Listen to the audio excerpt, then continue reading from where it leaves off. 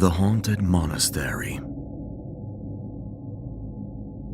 The road had almost disappeared by the time Henry Vane reached the village. What had once been a narrow country lane had become little more than a ribbon of black mud winding through open fields and low, wind-beaten hedgerows. The last of the daylight had drained slowly from the sky over the past hour, leaving behind a colorless evening in which all things seemed to lose their proper shape. The trees in the distance had become thin black veins against the dull horizon, and above them the first heavy banks of cloud drifted across a pale, watchful moon. Henry drew his coat tighter about him and urged his horse forward at a measured pace. He had been on the road since morning and had expected, by all reasonable estimates, to reach the neighboring town before nightfall. Yet a broken axle on another traveler's cart, an impassable stretch of flooded road, and a series of increasingly poor directions had conspired to delay him beyond comfort. He was tired, damp to the bone, and in no mood for further inconvenience. When at last he saw the village inn through the gathering fog, its narrow windows glowing amber in the gloom, he felt a rare and immediate gratitude. The place was small and old, with a low roof, crooked timber, and a sign so weathered that its name had nearly been erased by rain and time. Inside, however, there was warmth, the smell of wood smoke, and the welcome noise of ordinary life. A few villagers sat close to the hearth with mugs in hand, speaking in hushed but cheerful tones. An old dog dozed beneath a settle. Somewhere in the rear, dishes clinked softly. It was the sort of place that seemed less like a business than a refuge against the long dark pressing at the windows. Henry handed off his horse, stamped the wet from his boots, and stepped in. The innkeeper, a woman with kind but tired eyes, greeted him with the practical courtesy of someone accustomed to strangers only in bad weather. He was shown to a table near the fire, given hot broth, bread, and a cup of dark ale, and for a few minutes allowed himself the comfort of silence. It was not until he asked whether there might be a room for the night that the atmosphere in the room altered. The innkeeper hesitated. "Ordinarily, yes," she said, wiping her hands on her apron. "But not tonight, sir. We've a family from the North Road taking the last bed, and the little loft we let in emergencies is occupied as well." Henry looked up. "You have nothing at all?" She seemed genuinely regretful. "Nothing fit to offer." He glanced toward the window, where the night had thickened to a sheet of shifting black. "Then I shall have to ride on." At this, one of the men by the hearth looked over sharply. He was old, older than the others by at least 20 years, and sat a little apart from them with both hands around his mug, as though keeping himself anchored to the warmth. His face was deeply lined, and his gray beard, though neatly trimmed, gave him the appearance of a man weathered more by thought than by labor. "Ride on where?" he asked. Henry turned toward him. "To Ashcombe, if I can still make the road." The old man shook his head at once. "Not in this dark, you won't. Not with the fog coming down and the marsh path near drowned besides." "I have managed worse." "Aye," said the man. "And perhaps worse has managed you less often than it might." There was no mockery in the remark. If anything, there was concern. Henry gave a small, polite smile. "Then perhaps there is a barn, or a stable, or some church porch where a man might pass the hours till morning." At that, the old man fell silent for a moment. He seemed to consider his next words carefully, and when he spoke again, his voice had lowered. "There is a place," he said, "but you'd do better in the rain." A few of the others by the fire stirred uneasily. The innkeeper, still standing nearby, said nothing at all. Henry set down his cup. "What place?" The old man's eyes shifted briefly to the window. "The monastery." Even the fire seemed quieter after that word. Henry followed the direction of the man's gaze, though there was nothing to see beyond the glass now but mist and darkness. "I was not aware there was a monastery here." "There was," said the old man. "Long ago, St. Bartholomew's Monastery, out past the wood. What remains of it still stands." Henry, being a practical man, received this with interest rather than fear. "Then it is in ruins?" The old man nodded once. "Mostly. Enough roof left in places to keep off the worst of the rain. Enough walls left to make a man think himself sheltered." "And why," Henry asked, "would I do better in the rain?"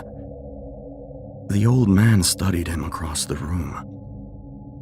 "Because a roof is not always a mercy." That answer might have sounded theatrical from another man. From him, it did not. He spoke without flourish, and that made the remark more unsettling than Henry cared to admit. He leaned back slightly. "You believe the place is haunted?" "I do not concern myself with what others believe," the man replied. "I concern myself with what men have seen, and with how many of them have not returned." Henry was quiet a moment. The innkeeper moved away at last, though not before casting a look at the old man that suggested she did not want the subject encouraged. Henry turned fully toward him. "Tell me its history." The old man sighed and shifted in his seat. It was clear he had spoken of the place before and did not enjoy doing so. "They built it in the 12th century, he said. "Far from the road, far from the village, among thick woods and marshland. In those days it was said to be a place of discipline and prayer. The brothers there kept to themselves. The bells rang at dawn and dusk, and folk left offerings at the gate for the poor they claimed to feed." He paused and took a slow drink. "But years passed. The abbots changed. The place grew richer, then stranger. The brothers ceased coming down to the village. Those who brought provisions said they were received at the gate by silent men with pale faces who would not meet their eyes. Then there began rumors. A woman taken there against her will. A novice beaten to death for blasphemy. Confessions heard in the night that were never meant for priestly ears." The other men by the fire had stopped talking now. None interrupted. "One winter," the old man continued, "a boy from the village disappeared. He was 10 years old. Last seen chasing after a dog near the wood. They searched for 3 days and found nothing. A week later, 2 men swore they heard crying in the ground beneath the monastery chapel. Another said he saw light moving inside the tower, though no lamp had burned there in years. When the villagers finally went up together, armed and angry, they found the place locked. Not abandoned. Locked."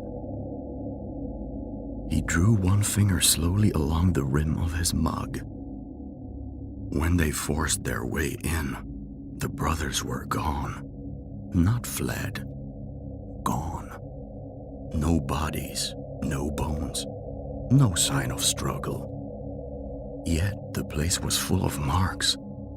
Dragging marks, scratches in the stone, dried blood, and names carved in the walls of the lower crypt.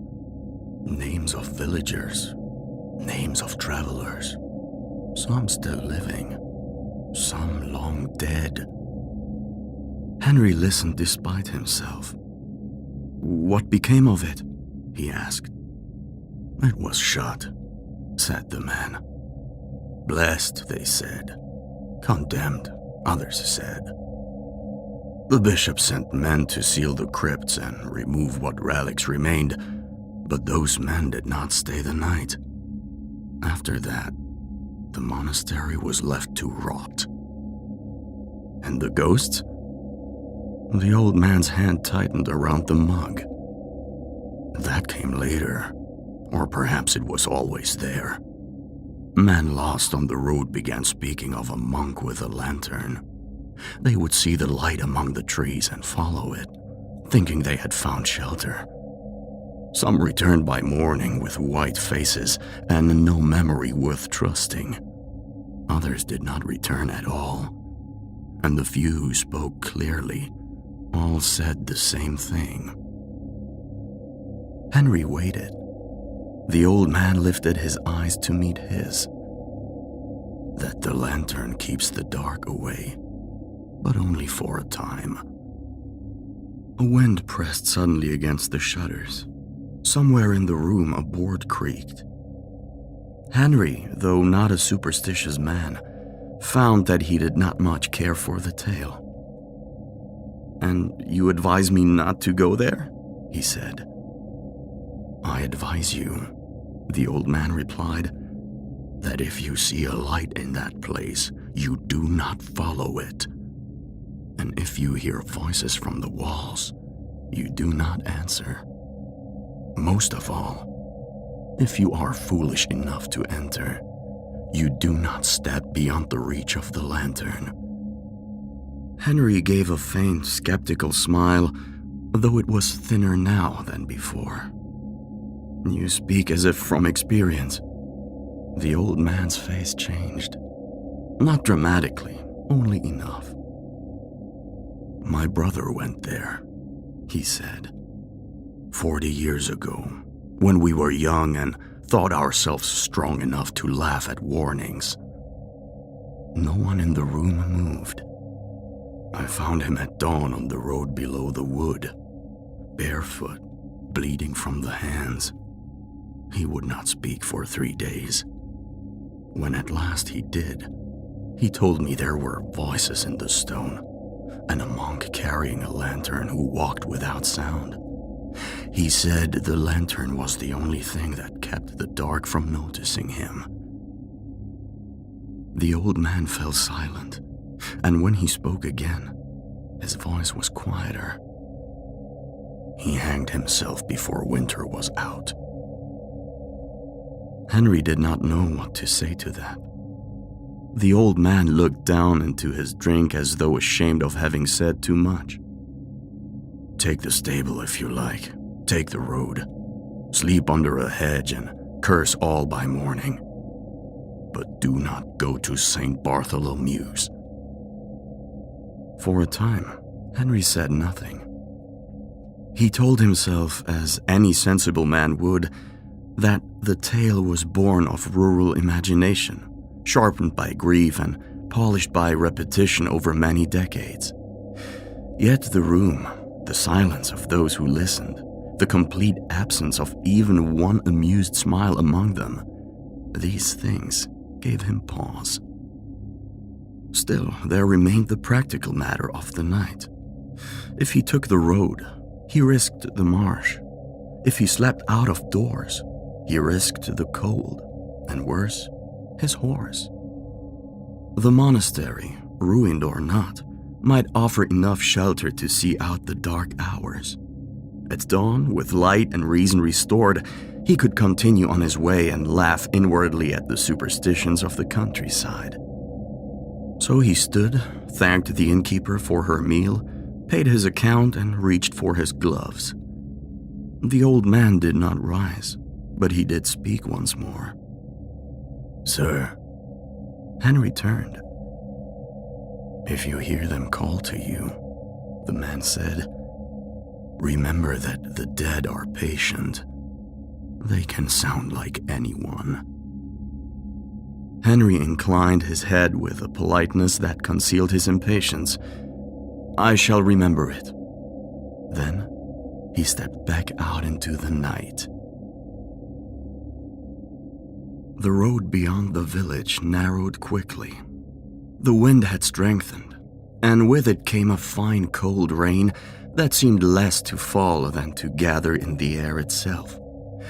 Fog drifted low across the ground, moving in pale strips over root and stone, while the trees ahead leaned inward as though conspiring to swallow the path altogether.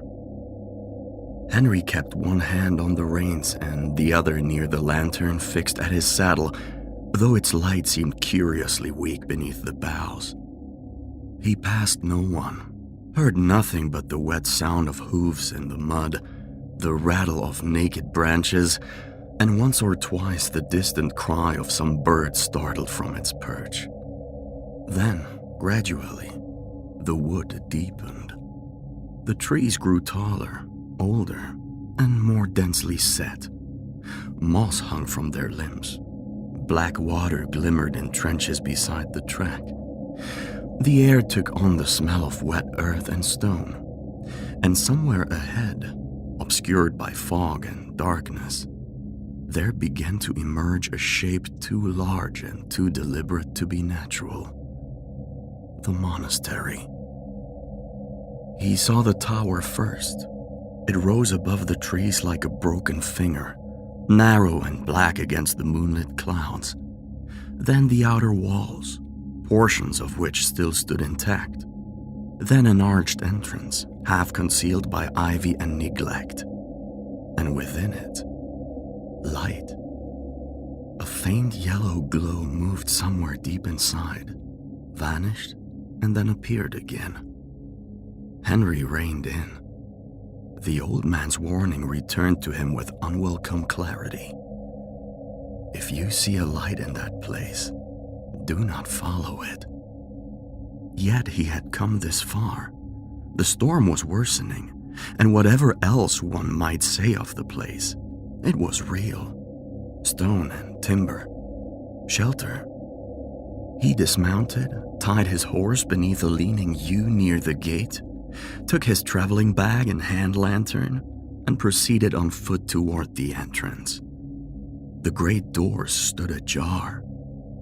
That, more than anything yet, unsettled him. No ruin abandoned to weather and time ought to greet a traveler as though expecting him. And yet the doors, though swollen with age and blackened by damp, opened at the lightest pressure of his hand. The moment he crossed the threshold, the storm seemed to recede. Not cease exactly. He could still hear the wind in the broken tower and the rain striking somewhere far beyond the cloisters. But it was muffled now, strangely distant, as though the monastery belonged to some enclosed depth of silence into which the outer world could only faintly intrude. Henry raised his lantern. The entrance hall was vast and cold. Pillars climbed into darkness above him. Fragments of painted saints lingered on cracked plaster walls. The floor, once tiled in intricate designs, lay broken in places where weeds pushed through the seams. Yet here and there candles still burned in iron brackets, their flames thin but steady, as if recently lit. He took another step. His footfall echoed. A moment later, something like the same footfall echoed again, slightly behind it. He stopped. The second echo stopped too. He listened. At first there was nothing.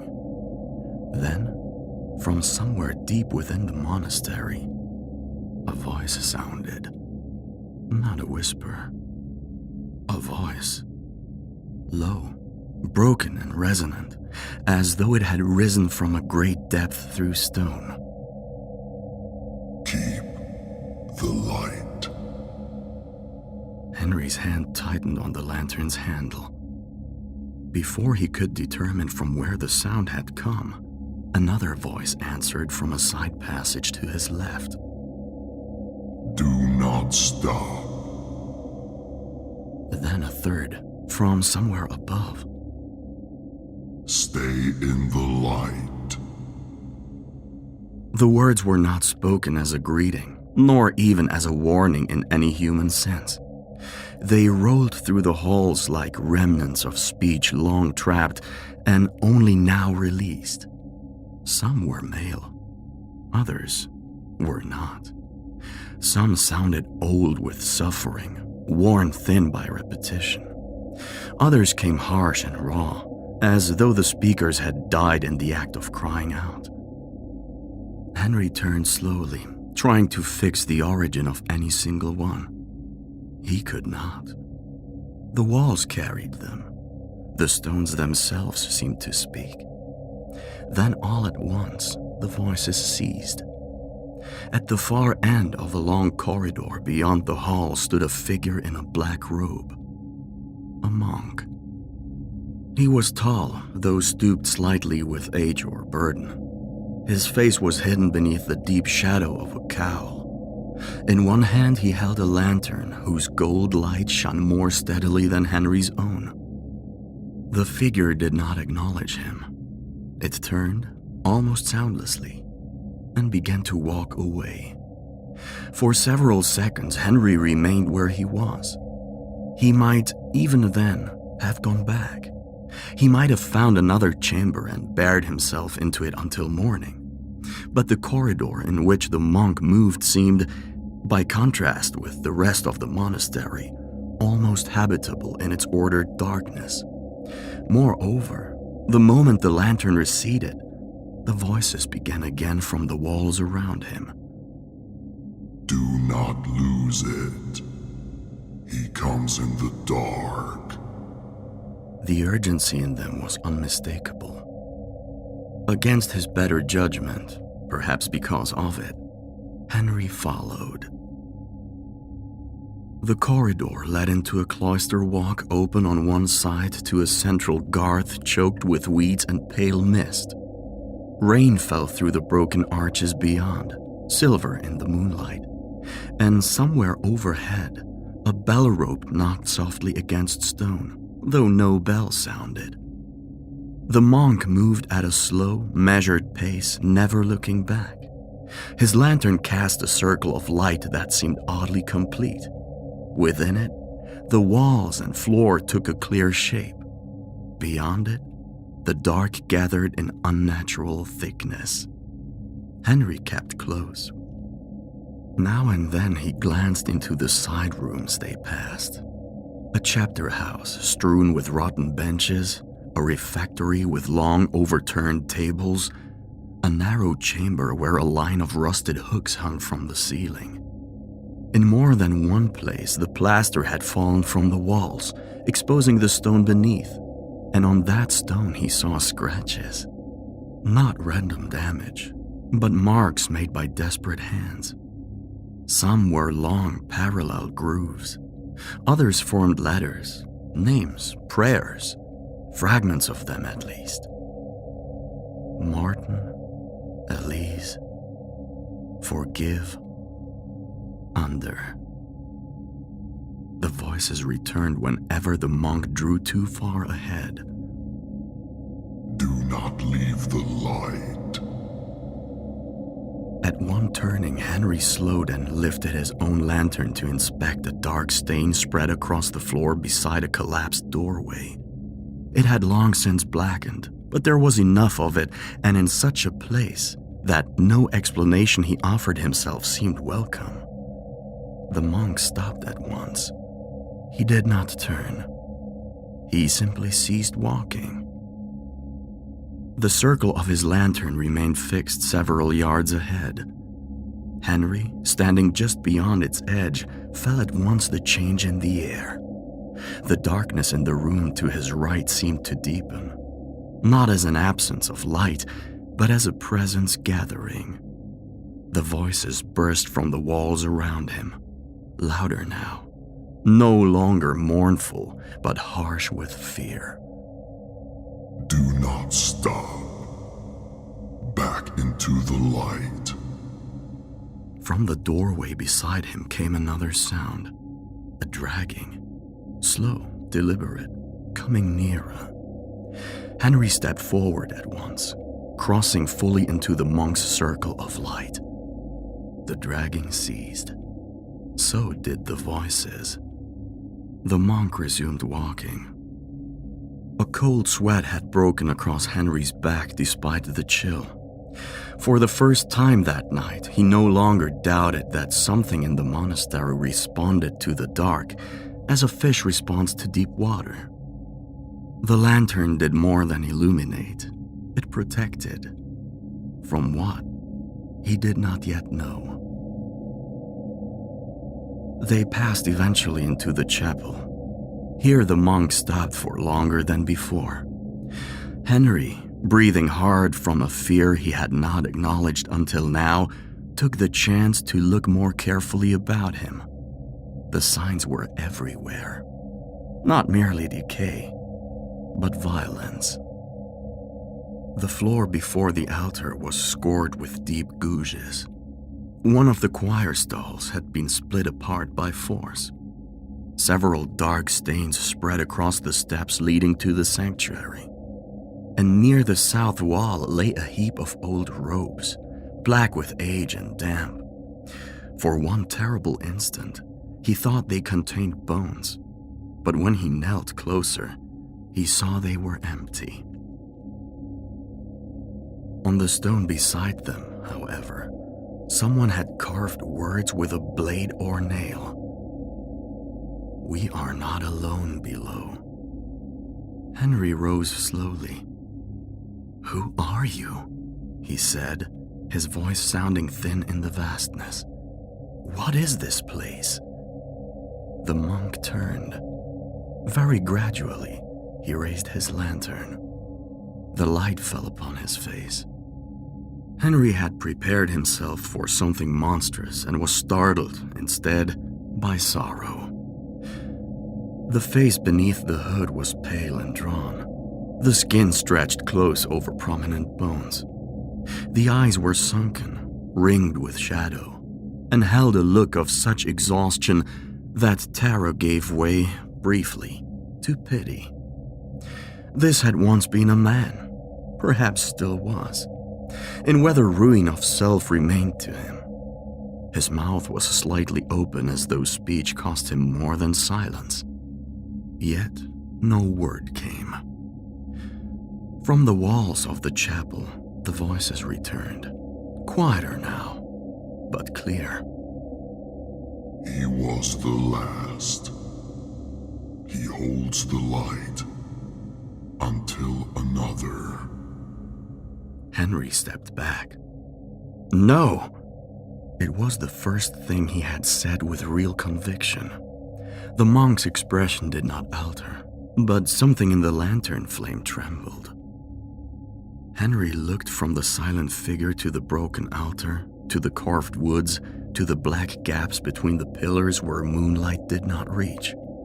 The old story in the inn came back to him. The vanished brothers, the hidden crimes, the crying beneath the chapel floor. Suddenly he understood that the monastery's dark history had never properly ended. Whatever had happened here had not concluded in death.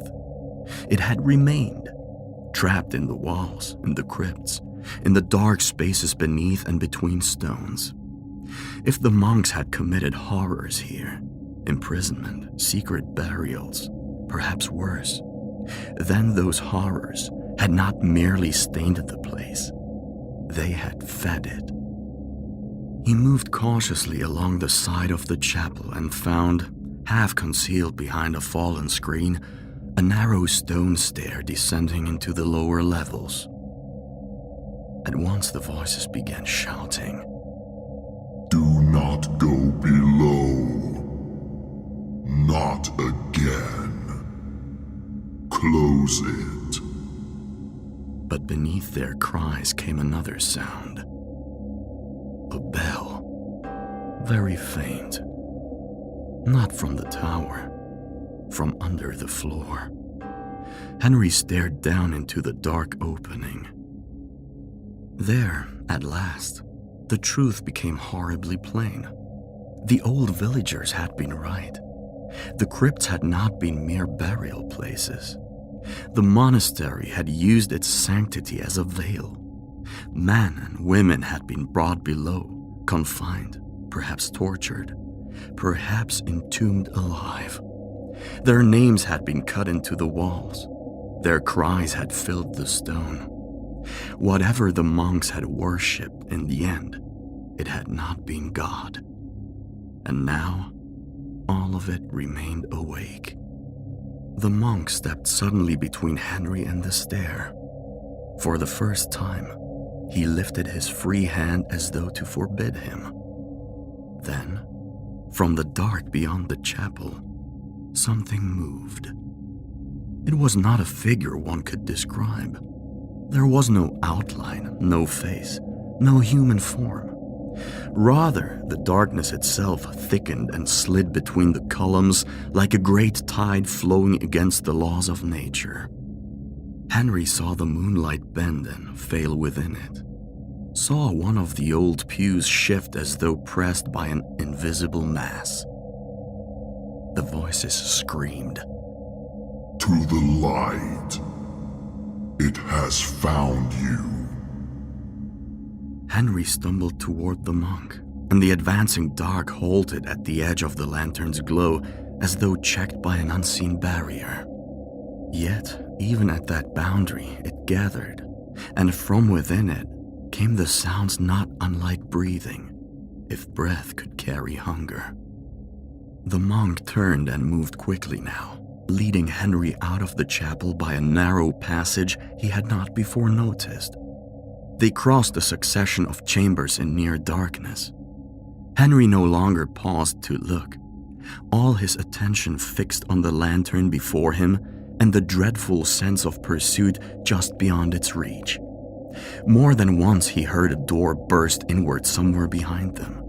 More than once a voice rose from a nearby wall in a scream cut off before its end. The monastery seemed alive with old panic. At last they came to a small outer corridor sloping gently downward toward what looked like a service entrance half hidden behind fallen masonry. Through its broken arch, Henry could see the storm outside. Real rain, black trees, the shifting shine of wet ground and moonlight. Freedom. The monk stopped a few paces short of the opening. He did not step toward it. Henry, shaking, turned back to him. "Come with me!" The monk remained where he was. For the first time, he spoke. The sound that emerged was little more than a torn whisper dragged painfully into being. Cannot. The words seemed to cost him everything. His face, already ghastly pale, tightened with an anguish too deep for spectacle. The voices in the walls rose again, but now they were not warning. They were pleading. Do not leave him. He cannot without you. Do not take the light away. Henry looked at the lantern, then back at the opening. Rain lashed the stone just beyond. The dark thing behind them had not vanished. He could feel it waiting in the adjoining corridors like pressure before a storm. "What are you?" Henry asked. The monk's eyes met his, and in them Henry saw not malice nor deceit, but the unbearable weariness of someone bound to an endless watch. He understood then that the monk had not lured him as prey. He had led him as a shepherd leads the last living thing through slaughter. The lantern was not a trap, it was a burden. The poor remnant of a vow. Some final act of protection performed again and again for strangers who wondered where they ought never to have come. Perhaps he had once been complicit in the monastery's sins. Perhaps he had stood silent while others were buried below. Perhaps this was his punishment. Or perhaps, in the end, he had rebelled and been condemned to hold back the very darkness his order had unleashed. Henry could not know. He only knew that the monk could not cross the threshold, and that if Henry left, the lantern would remain. The voices cried out once more. Don't leave him. But fear is a stronger tyrant than pity when the night has nearly closed its hand around a man's throat. Henry stepped backward toward the opening. The monk did not move. The lantern flame shivered violently. Henry crossed the threshold. At once, the great ruined door, or what remained of it, slammed shut with such force that the walls trembled. He shouted and rushed back, but the entrance was no longer an entrance. Where the opening had been, there now stood only a blank wall of ancient stone veiled in wet ivy, as though no passage had ever existed there at all. The storm struck him full in the face. Rain, wind, cold. Henry staggered away from the wall and fell to one knee in the mud, gasping. He remained there a long while, unable to think beyond the shock of his own survival. When at last he looked up, there was no light anywhere in the monastery. Not in the corridor, not in the chapel windows, not in the tower. The place stood black and dead against the sky. By dawn, he had made his way back to the village in a state so altered that the innkeeper herself crossed herself at the sight of him. The old man by the hearth was not there. Henry spoke little. He accepted food, heat, and a bed, but not comfort. He told enough of the story to satisfy practical concerns, that he had taken shelter, that the place was unsafe, that no man should go there by night. Yet he omitted the monk, the lantern, and the dark behind the pillars. For even while speaking, he felt that common words would shatter under the weight of those truths.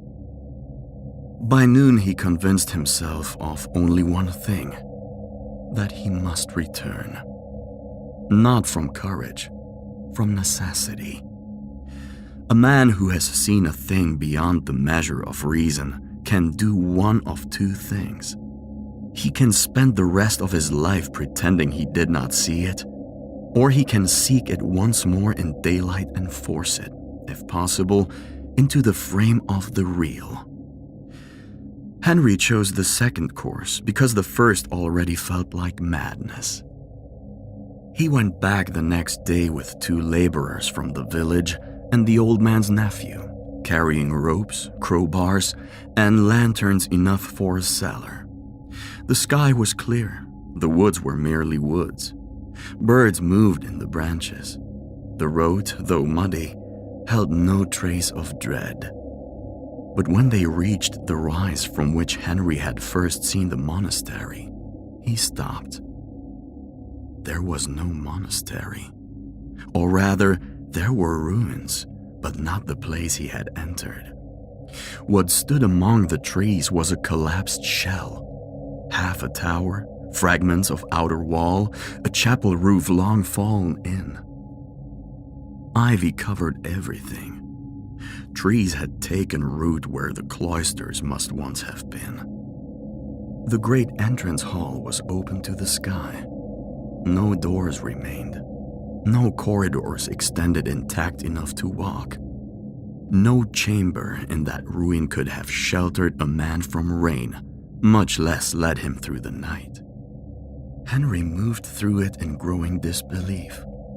He found the chapel, or what had once been the chapel. The altar lay buried under fallen stone. The floor was broken open in several places, revealing black pits below.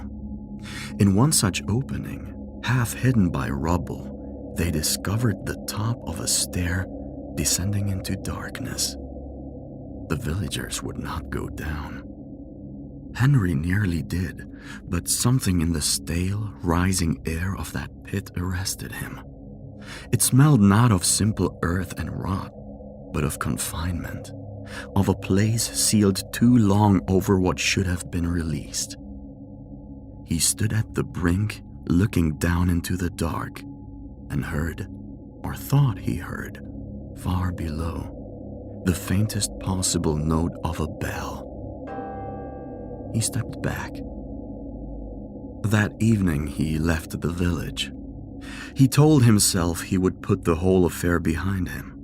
He would resume his travels, return to familiar places, occupy his mind with business, routine, daylight, and human conversation. In time, perhaps, the monastery would become what all terrible experiences eventually become. A story one tells inwardly with less and less conviction until it loses its power. For 3 nights, this seemed possible. On the 4th, as he lay awake in a lodging house 2 countries away, he heard a voice from within the wall beside his bed. Low, broken, distinct. Do not leave the light. Henry sat bolt upright. The room was empty. The voice did not return that night, but the next evening it came again, this time from the wall near the window. Then another answered from behind the hearth. Stay close. After that, there was no peace. Wherever he lodged, the voices found him. In inns, in private rooms, in a friend's house in Gloucester, in a coaching inn outside Bath. Sometimes they were distant and almost mournful. Sometimes they rose so suddenly and loudly from the plaster that he would leap from his chair and back into the center of the room like a haunted man. He stopped sleeping with candles extinguished. Then he stopped sleeping much at all. Most terrible of all was that they grew more personal. At first they repeated the warnings he had heard in the monastery, as though some remnant of that night clung to him still. Then, gradually, the tone changed. You left him. The first time he heard it, he did not understand. The second time, he did. It came from the wall behind his writing desk in lodgings he had taken for a week in London. Noonlight filled the room. Carts rattled in the street below. Somewhere outside, a boy shouted with laughter. Yet through the plaster, close enough to have been whispered against his ear, came the words, You left him. After that, they came often. Sometimes in one voice, sometimes in many. You took the light. You left him alone. Henry ceased traveling. He took a small house on the edge of a market town and had the walls stripped in 2 rooms because he could not rid himself of the idea that something might have been hidden within them. The masons found nothing. He had a priest bless the place. For 2 nights the voices withdrew. On the 3rd, they returned from the ceiling above his bed, louder than before. In the end, he understood what no blessing and no daylight could undo. The monastery had not released him when he crossed its threshold. It had only changed the nature of his imprisonment. He had survived, yes, but he had carried something away in surviving. Not the lantern, not any visible mark. Something far worse. The knowledge of abandonment. He had left the monk behind, left him to whatever watch, punishment, or torment still bound him to those cursed halls. And the dead, as the old man had said, were patient. Years later, those who knew Henry Vane in the last season of his life said he never sat with his chair against a wall. He always kept a candle burning, even in summer. He disliked narrow corridors, cellars, and church crypts beyond all proportion. At times, he would pause in the middle of a conversation and glance sharply over his shoulder as though someone had spoken behind him. When asked what troubled him, he would only shake his head. Once, in winter, a visiting acquaintance found him standing in his parlor at 2 a.m, every lamp in the room lit, staring at the paneling with such exhausted horror that the man nearly fled. "What is it?" he asked. Henry, pale and shaking, did not answer at once. At last he said, in a voice not louder than breath, "They are louder when it rains." He died in his 56th year. Some said fever, others said heart. The physician who attended him remarked upon nothing unusual save that the room in which he was found contained no less than 9 burnt-down candles and 1 overturned chair near the wall. Yet the servant girl who first opened the door later told a different story in confidence to her sister. She swore that just before dawn, while standing in the passage, she had heard many voices speaking at once inside Henry's room. Not shrill, not wild, only low and urgent, like people trying very hard to warn someone of a danger already too near. And as she fled, she thought she heard among them one final voice, more broken than the rest, repeating the same 3 words over and over from somewhere within the wall itself. "You left him." To this day, the ruined monastery of St. Bartholomew's is avoided after sunset by those who know the old roads. In winter, when the fog gathers thick among the trees and the moon burns pale above the tower, some travelers claim to see a faint lantern moving through the broken arches where no roof remains. Others hear voices in the stone, rolling out from the ruins after dark. Most turn away, a few do not. And if the old tales are true, there is still a monk walking the halls of that shattered place with a lantern in his hand, holding back the dark for anyone foolish enough to enter, waiting always for the moment when fear proves stronger than mercy, and another soul is sent back into the world with the walls forever speaking behind him.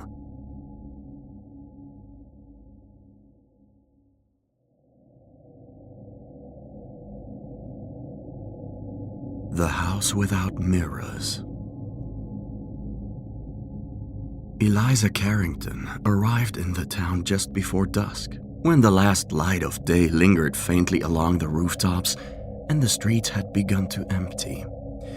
It was the kind of place one might pass through without even remembering, quiet, withdrawn, as though it existed slightly apart from the rest of the world. That was precisely why she had chosen it. For months she had been unable to finish her novel. Words had come slowly, then not at all. Her thoughts had turned inward, circling the same questions of memory, identity, and love. Questions that no longer seemed to belong on the page, but somewhere deeper, somewhere she could not easily reach. And so she had come here, to be alone, to write, to forget perhaps the shape of her own disappointments. Her lodgings were modest, a narrow house at the edge of town, overlooking fields that stretched farther than the eye could follow once the fog rolled in. There was little to distract her. The silence was constant, and after the first night, she found that she did not mind it. She slept during the day and wrote at night. It became her rhythm. It was on the third evening that she discovered the diner. It stood at the corner of a quiet road, its windows casting a warm and steady light into the darkness. Inside there was a low murmur of voices, the soft clink of cutlery, the gentle hum of something ordinary, something human. Eliza returned the following night, and the night after that. In time she became known there, not by name, but by habit. The woman who sat by the window with a notebook and a cup of coffee she rarely finished. The one who watched more than she spoke. It was a place that asked nothing of her, until the night he arrived. It was well past midnight when the door opened, though Eliza did not at first look up.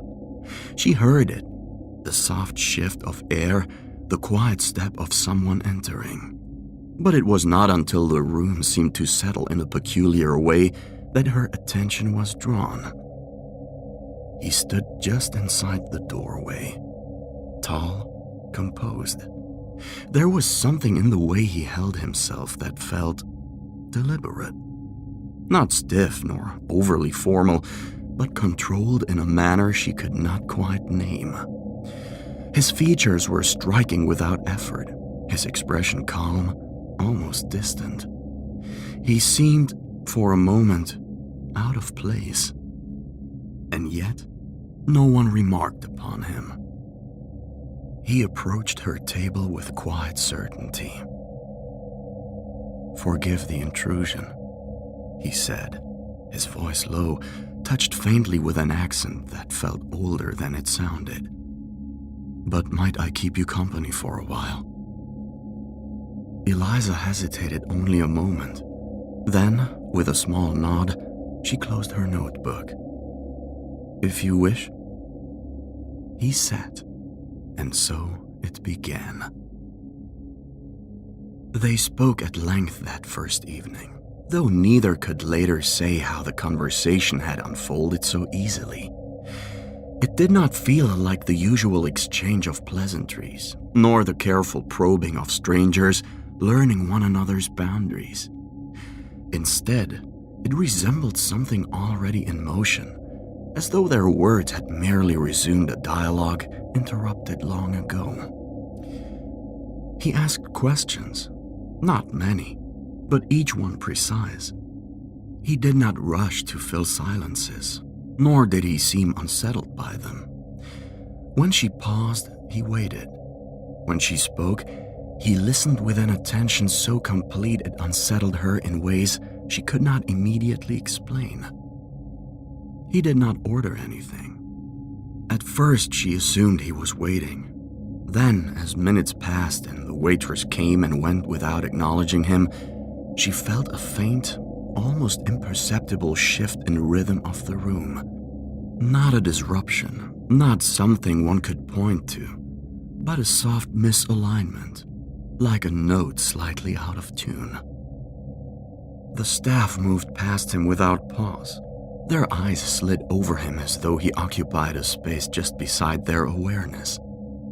Eliza noticed this, and then, just as quickly, she told herself she had imagined it. There were other things too. The way he held his glass without ever quite touching its surface fully, as though mindful of the reflection it might cast. The subtle angle at which he turned his head when the light struck from a certain direction. The absence of any shadow falling behind him in the window pane beside her. Each detail was small enough to dismiss, and yet, taken together, they lingered. Still, when he rose to leave, none of it seemed to matter. He inclined his head slightly, his expression unchanged. "I hope you will permit me to return." There was no insistence in his voice, no expectation, only certainty. Eliza found herself answering before the thought had fully formed. "I would like that." He came again the following night, and the next. Always at the same hour, always with the same quiet presence that seemed to settle into the room without ever disturbing it. Their conversations deepened, not in intensity, but in depth. They spoke less of ordinary things and more of ideas that seemed to drift just beyond easy articulation, memory, time. The strange elasticity of emotion, how something once felt with clarity could later dissolve into something abstract, ungraspable. He spoke of the past not as something distant, but as something layered, present, waiting beneath the surface of the moment. When he referenced history, it was never in the manner of someone recalling learned facts. It was closer to recognition. Eliza began to notice this more clearly. "How do you know that?"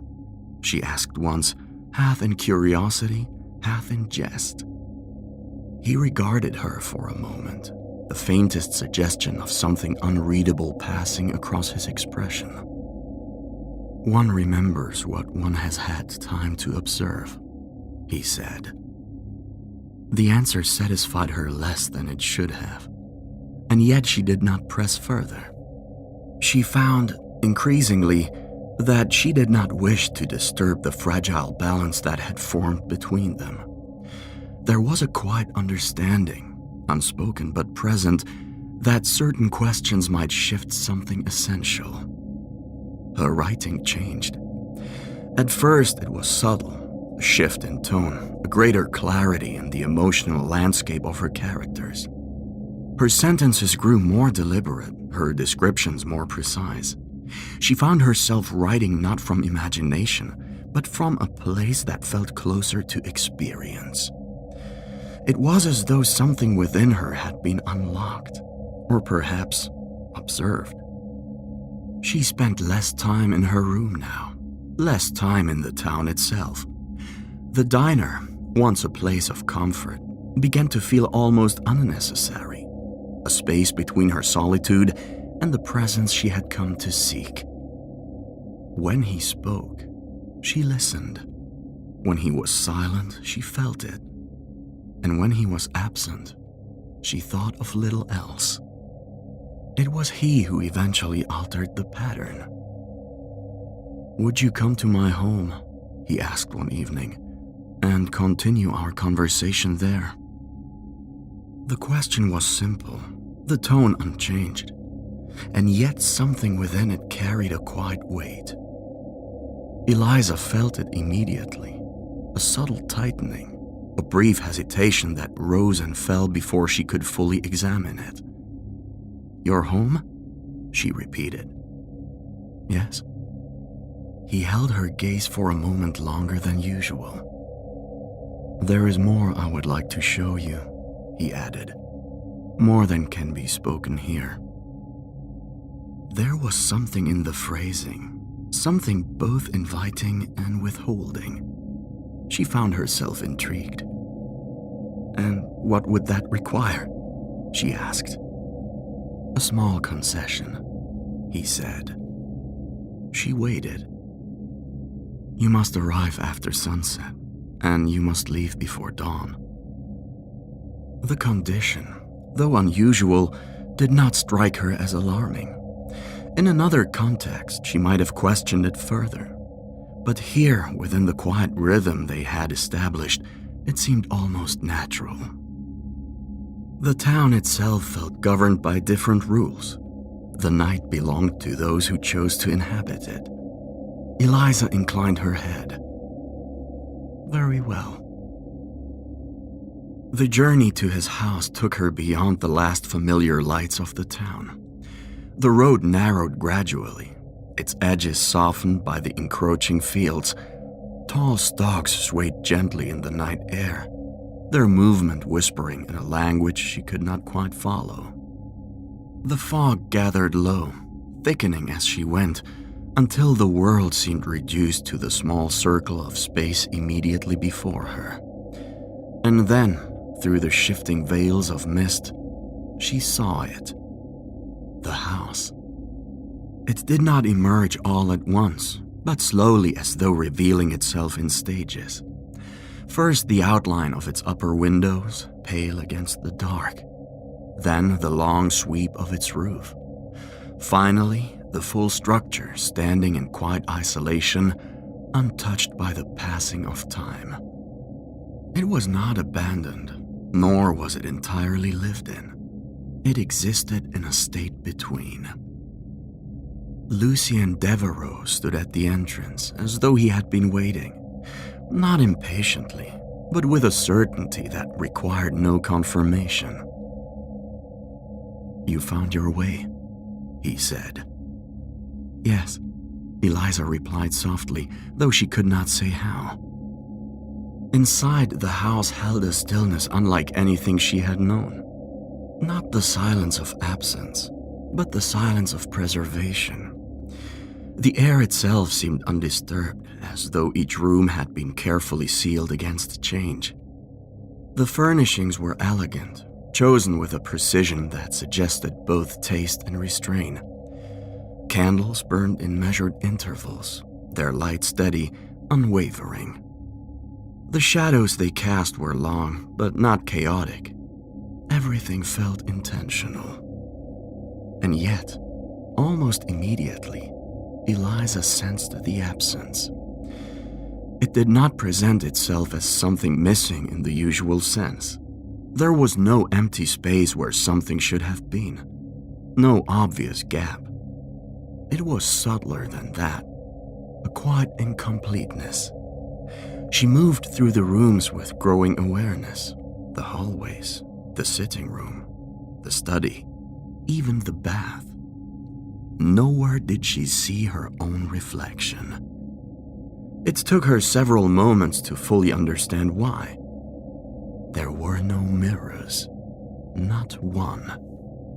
The realization settled slowly, like a thought that had been forming long before it was acknowledged. "Your house," she began. "Yes," he replied. She hesitated. "It feels unusual." A faint smile touched his lips. "I have always preferred it that way." There was nothing more to be said. Not then. She returned the following night, and the night after that. The visits became part of her rhythm, as natural as her writing had once been. Each evening unfolded in quiet familiarity, conversation, silence, the shared presence of two individuals moving gradually closer without ever naming the distance that existed between them. Lucien remained unchanged. He did not eat, he did not drink, did not tire. He spoke when he chose to speak, and when he did, his words carried the same measured weight as though each had been considered long before it was uttered. At times, Eliza felt as though she were being drawn into something she could not fully comprehend, and yet she did not resist. The outside world receded. Days passed without distinction. The town became distant, almost irrelevant. The diner, the place that had once anchored her, faded into memory. There were moments when she would try to recall her life before arriving here. The people she had known, the places she had been. But the images seemed less vivid, less certain. She told herself it was the solitude, the intensity of her work. She did not question it further. The idea of the gift came to her gradually. It seemed at first like a simple gesture, something to mark the passing of time, though time itself felt strangely altered in his presence. An antique mirror.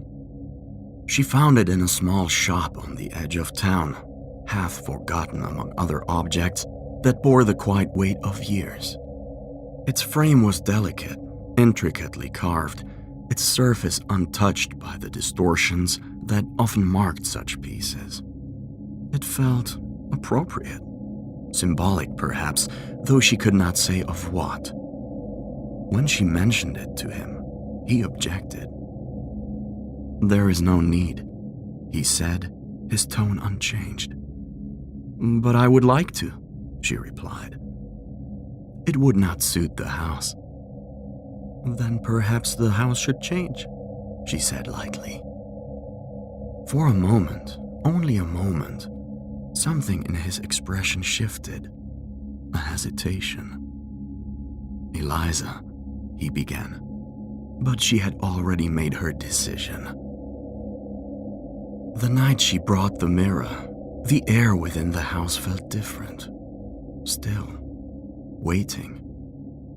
Lucien stood where he always stood, but there was something in his posture, a subtle tension that had not been present before. "You should not have done this," he said quietly. She smiled, brushing aside the concern. "It's only a mirror." She began to unwrap it, slowly. The cloth fell away. The surface caught the candlelight, and for a moment, everything was as it should be. She saw herself, clear, defined, present. And then, she saw that he was not there. No absence of light, no distortion. Simply nothing. The space beside her remained empty, but not entirely. There was something else. A faint, shifting darkness just beyond the edge of perception, as though the mirror refused to resolve what stood where he should have been. Her breath faltered. The room seemed to contract, the silence pressing inward. "What is this?" she whispered. Lucien did not move. "I had hoped," he said after a long pause, "to spare you this moment a little longer." And this time, she understood that nothing she had noticed before had been imagined. "What are you?" she asked, though the question already trembled with its own answer. He regarded her with a calm that felt almost merciful. "I am what remains," he said. The words did not strike her at once. They settled slowly, as though seeking a place within her that might understand them. "What remains of what?" she pressed. "A man," he replied. "One who believed, as you do now, that time could be held, that love might endure unchanged, that identity was something fixed, something permanent." He moved then, not toward her, but toward the mirror. He did not look into it. He did not need to. "I was born in France," he continued, his voice distant now, threaded with something older than memory. "In a century that no longer concerns itself with names. I lived as any man might, briefly, with certainty, and without understanding." Eliza stood very still. "And then?" she asked. "And then," he said, "I ceased to belong to the world." There was no drama in the telling, no flourish, only the quiet acknowledgement of something long accepted. "What are you?" she said. "A vampire." The word itself felt insufficient, too small for what it carried. "And the mirrors?" she asked. He inclined his head slightly, as though this were the question he had expected. "They were removed," he said, "because they serve no purpose here." "That is not true," she replied quickly. They show what you believe to be yourself," he interrupted gently. "And when that is no longer certain, the reflection becomes unreliable." She frowned. "I do not understand." He turned toward her then, his gaze steady. "We do not simply lack reflection," he said. "We lose the necessity of it. At first it is a curiosity, then an inconvenience, and eventually, he paused. It becomes something else entirely. What? A reminder, he said quietly, of what cannot be recovered. Eliza felt a chill pass through her, though the room itself had not changed. You said, she began slowly, that you have lived for centuries. Yes. And in that time, you have known others? His expression did not change. I have. And they believed, as you do now, that what they felt would remain. A silence followed. And did it? She asked. No. The simplicity of the answer carried more weight than anything else he had said.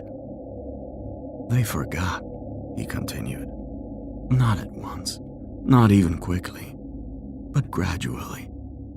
The self, when unreflected, begins to dissolve. Memory loosens. Identity fades. And love? She whispered. He regarded her for a long moment. Love becomes something remembered, he said, rather than something lived. Eliza turned away. Her gaze fell once more upon the mirror. Her reflection remained, clear, present, and unchanged. And yet something in it now felt uncertain, as though it belonged to a version of herself already beginning to recede. To be with you, she said at last, I would have to become like you. Yes. And I would lose myself. In time. She closed her eyes briefly. The fear was still there, but it no longer held the same shape. It had softened, transformed. Then I will become something new, she said. He did not answer at once. Eliza, he said quietly, you do not yet understand what you're offering. She turned back to him. I understand enough. You will not remember who you were. I will remember what matters. You cannot know that. No, she said. But I know this. She stepped closer. I have spent my life searching for something that feels real. Something that does not fade with time or weaken with distance. Her voice lowered. And now that I have found it, you ask me to fear what it may become? A pause. That is not fear, he said. What is it?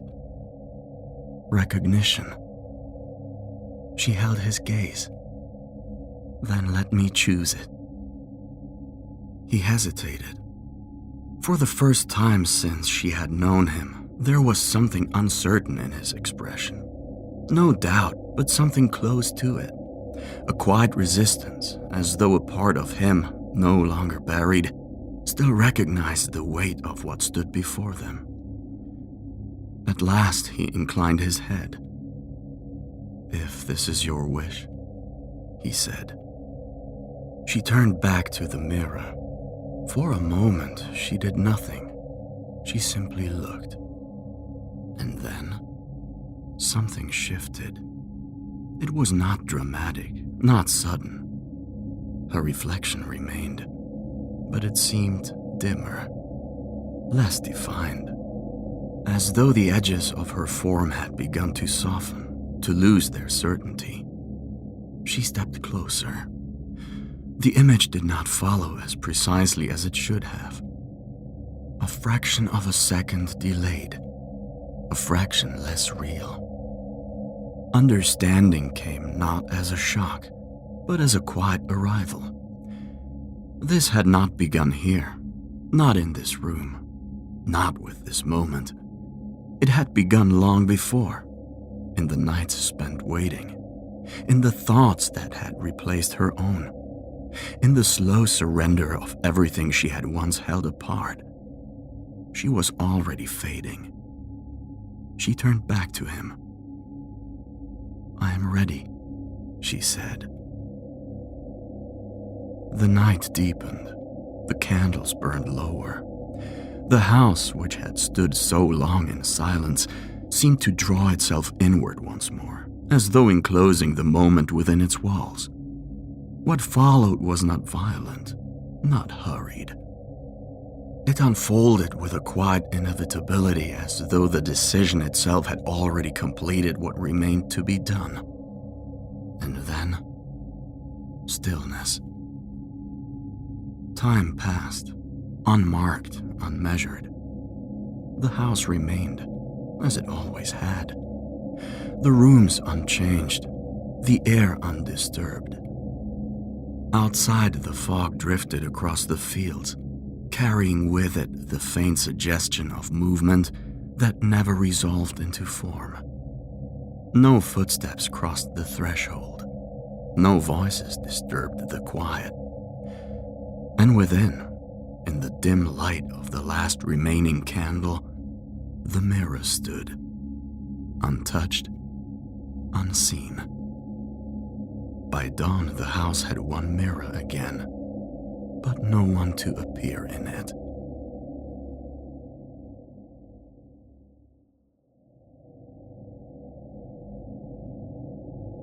The Haunted Morgue. Thomas Carew had never liked silence. Not the ordinary kind, the quiet of a late evening or a sleeping street, but the deeper kind. The kind that seemed to press in from all sides. The kind that made a man aware of his own breathing.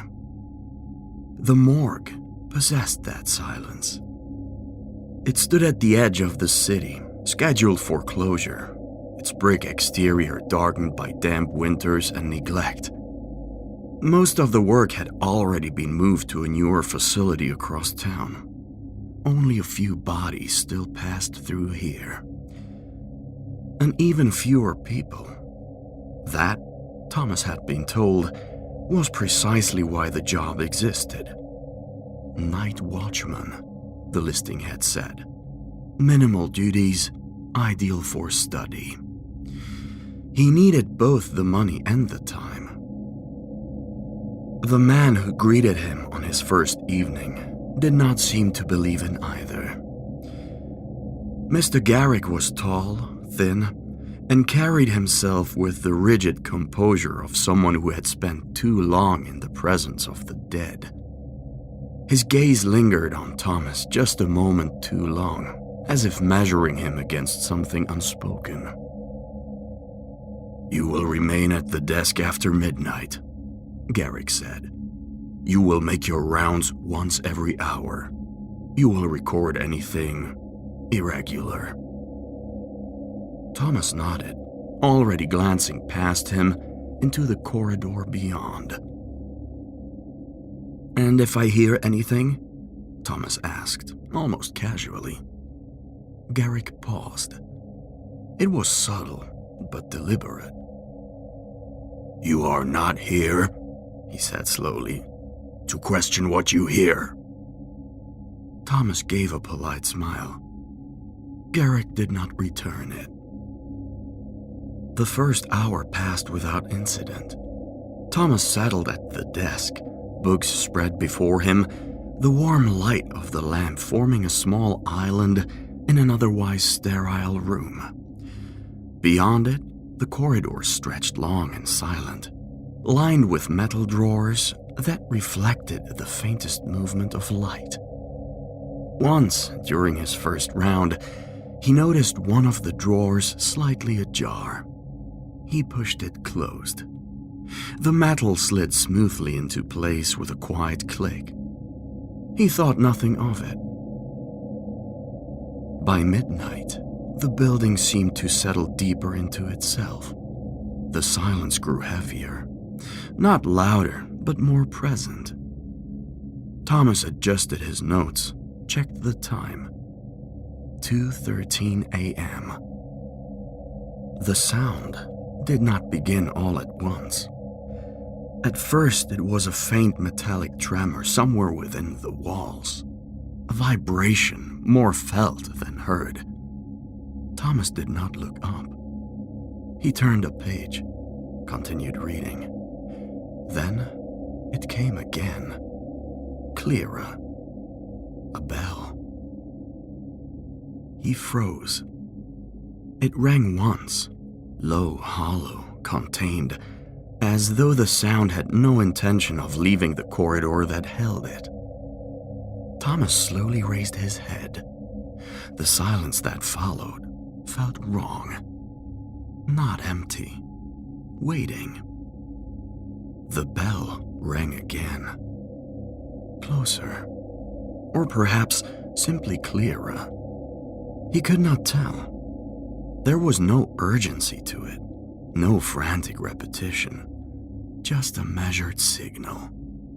Deliberate. He stood. For a moment he remained by the desk, listening, as if the building might correct itself. It did not. The bell rang a third time. Thomas reached for the lantern. The flame flickered, though no draft could be felt.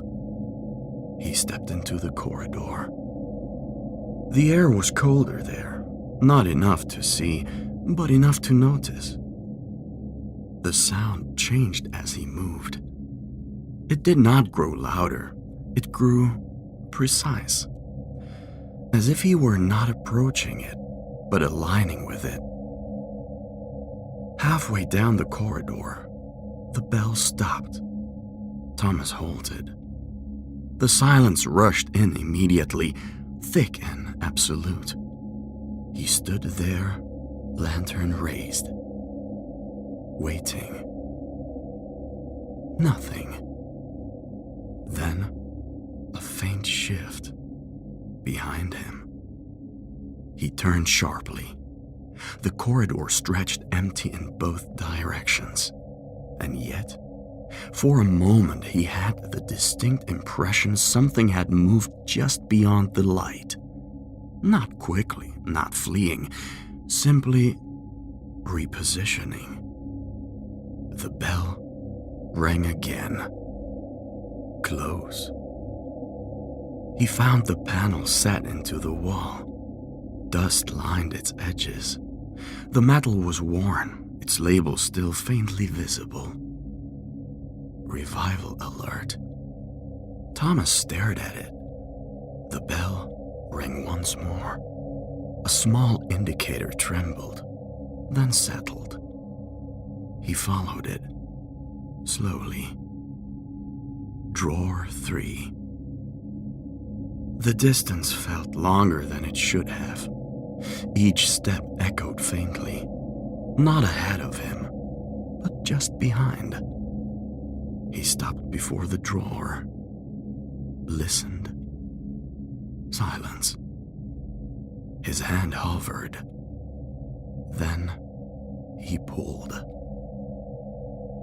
The drawer slid open with a low, resistant whisper. Inside lay a body, still, pale, undisturbed. Thomas exhaled, and then he saw the hand. Not raised, not reaching, but not at rest. The wrist hovered slightly, the fingers drawn inward as though interrupted mid-motion. A thin cord was tied loosely around it. Thomas leaned closer. The lantern trembled. For a fraction of a second, he thought the fingers tightened. The bell rang. Not from the corridor, not from the panel, but from within the drawer itself.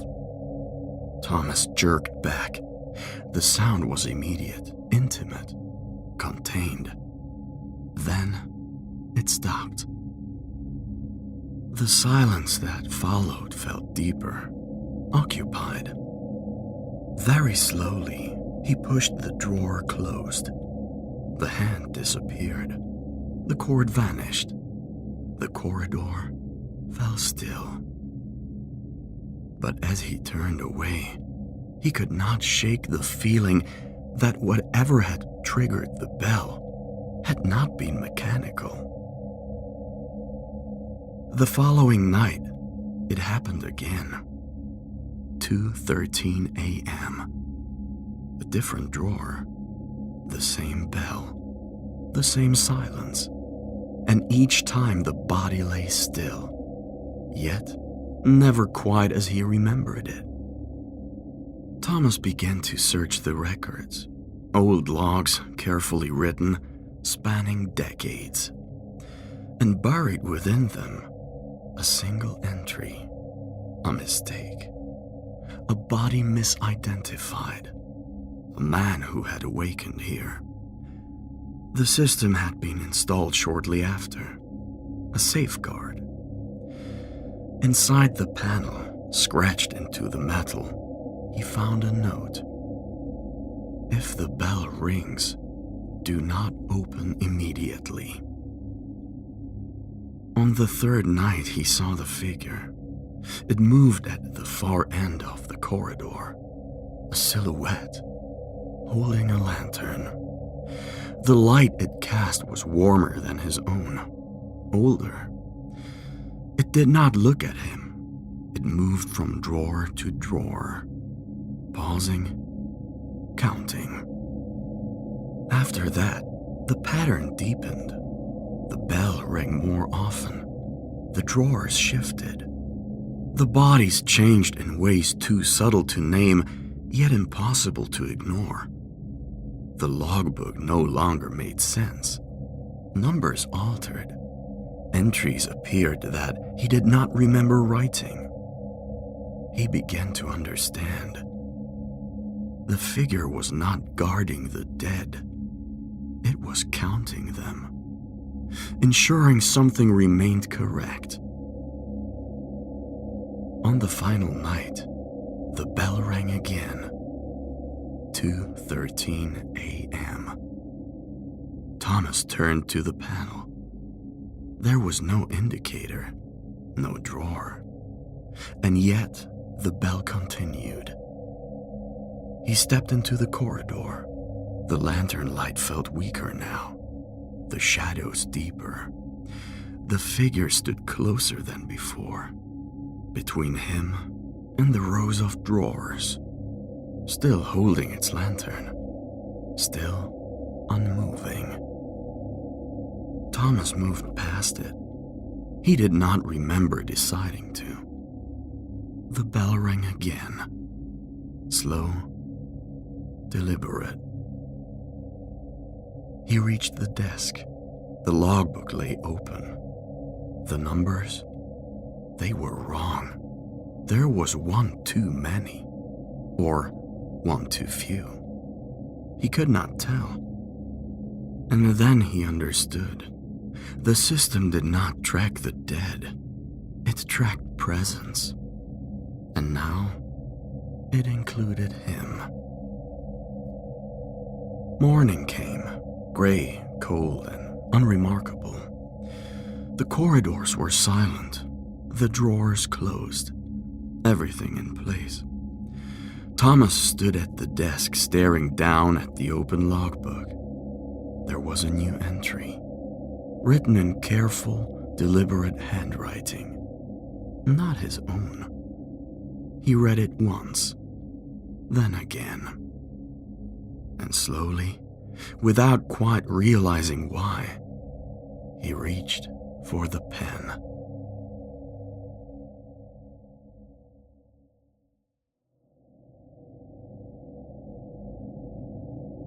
Whispers in the library.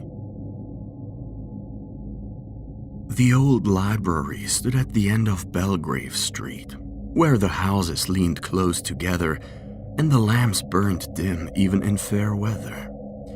It was older than most buildings in the town, older than the church tower, older even than the stone bridge over the Black Canal. Its foundations had been laid, so people said, before anyone remembered the name of the first mayor, and its walls had survived plague, fire, war, and several generations of men who thought themselves permanent. By day, the library looked solemn but respectable. Scholars climbed its worn steps with notebooks under their arms. Schoolboys whispered beneath the stern gaze of marble busts. Elderly gentlemen fell asleep over newspapers in the reading room, and ladies in dark gloves asked politely for books on travel, religion, botany, and mourning customs. But when evening came, the building changed. The last visitors always left quickly. The librarians never lingered after dusk. Chairs were pushed in, ink bottles closed, candles snuffed, catalogs covered, and keys taken from drawers with unusual haste. The great front door was locked before the final church bell had finished striking. After that, the library belonged to the dark. Those who lived nearby had heard things. Voices, they said, where no voices should be. Soft murmuring from behind bricked-up windows. Tiny lights drifting behind the glass in rooms that had not been opened for years. Once, a constable swore he saw a pale glow moving between the upper shelves long after midnight, as if someone were carrying a candle through the aisles. No one liked speaking of it directly. The town preferred old stories to remain old. But every few years, when the position of night keeper was advertised, the same silence returned. No librarian wanted the post. No retired soldier wanted it. No widower, no student, no man desperate for wages wanted it once he learned what the work involved. Then, Otto Kramer saw the advertisement in the local newspaper. It was short, plain, and oddly formal. Nightkeeper required. Belgrave Library. Duties light. Hours from closing until morning. Applied to the director. Otto read it twice over breakfast in a cheap lodging house near the railway station. He was 24, recently arrived in town, and nearly out of money. He had no family nearby, no position waiting for him, and no patience left for the proud humiliations of unemployment. By noon, he was standing before the library doors. Inside, the air smelled of dust, leather, ink, and old wood polished by 1,000 careful hands. The entrance hall rose high above him, dark and impressive, with a ceiling painted in faded blue and gold. To either side stretched corridors lined with shelves, and beyond them reading rooms, staircases, galleries, and doors that seemed to belong to older portions of the building. The director received him in a narrow office overlooking the courtyard. Theodore Hall was a kind-hearted, middle-aged man with tired eyes and a careful manner. His hair began to gray at the temples, and his clothes, though well-kept, seemed to have belonged to him for many years. He shook Otto's hand warmly, but there was a sadness in his expression that Otto could not quite explain. "You understand the hours, young man?" Hall asked. "From closing until morning." "And you are not troubled by being alone?" Otto smiled a little. "I have been alone in worse places than a library, sir." Hall looked at him for a moment longer than necessary. "Good. Then your duties are simple. You will see that all doors and windows remain locked. You will walk the aisles every hour, and if anything appears out of order, you will note it in the book on the front desk." "Anything unusual?" Otto asked. Hall's face changed only slightly. "Yes," he said. something unusual. He showed Otto the main reading room, the catalog desks, the side passage, the rear door to the courtyard, the upper gallery, and the long central aisle that stretched between towering shelves like a road through a forest of books. Gas lamps burned low along the walls, casting soft yellow pools of light that did not quite reach the ceiling. At last, Hall placed a heavy keyring in Otto's hand. "One more thing," he said quietly. "Do not allow your lantern to go out." Otto looked at him. "Is that one of the official duties?" Hall tried to smile. "In this building, Mr. Kramer, I have found that old habits are often wiser than new explanations." That evening, Otto began his first night. At closing, he locked the doors himself. He checked the windows. He pulled at each handle, listened to each latch, and satisfied himself that no one could enter without a key. The last librarian wished him a good night with an expression that was almost pity, then hurried down the steps into the fog. Soon, the library was silent. At first, Otto found the work peaceful.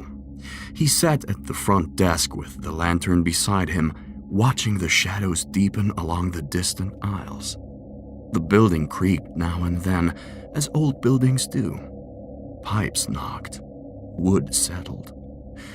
Somewhere high above, rain began to tap against the glass roof of the upper gallery. At 9 o'clock, he made his first round. Nothing. At 10, the same. At 11, he began to understand why the place unsettled people. The library was too large for its own silence. Every footstep seemed to travel ahead of him and return from some other direction. Every shelf looked like the last, and yet no aisle appeared quite the same when he returned. Then, just before midnight, Otto saw an old man standing beside the history section. He stopped at once. The stranger was thin, upright, and dressed in an old-fashioned dark coat. His face was pale and deeply lined, with eyes that reflected the lantern light strangely. He held his hands behind his back and looked at Otto as if he had been expecting him. "Who are you?" Otto demanded. The old man inclined his head. "Duncan Smith." "How did you get in?" "I know the place well." "That was not my question." "No," the old man said softly. "But it is the answer you need." Otto raised the lantern. "The building was locked. I locked it myself." Duncan Smith glanced at the shelves around them. "Locks are made for doors, Mr. Kramer, not for memories." Otto felt a coldness move through him. "You know my name?" "I know every night keeper's name." "You work here?" "I did." The old man stepped closer, and Otto noticed that his boots made no sound on the carpet. "I came to give you practical advice," Duncan said. "Never let your lantern go out." "So I have been told." "And when you see the light, follow it." "What light?" Duncan looked past him, down the aisle, into the darkness between the shelves. "The one that wants to be followed." Otto turned instinctively. There was nothing there. When he looked back, Duncan Smith was gone. For several moments, Otto did not move. Then he walked quickly through the nearby aisles, lifting the lantern high. searching behind shelves, beneath tables, around corners, behind doors. There was nowhere the old man could have gone. The rear door was still locked. The windows were fastened. The front entrance had not been opened. Yet he was alone. At least he appeared to be. After midnight, the whispers began. They were faint at first, so faint that Otto thought they might be rain in the gutters or wind pressing itself into cracks in the stone. But the longer he listened, the more certain he became that the sounds were voices. They came from the walls. They came from the shelves. They seemed to move behind the leather bindings, under the floorboards, above the ceiling, inside the very bones of the building. Otto forced himself to continue his round. Then he saw the light.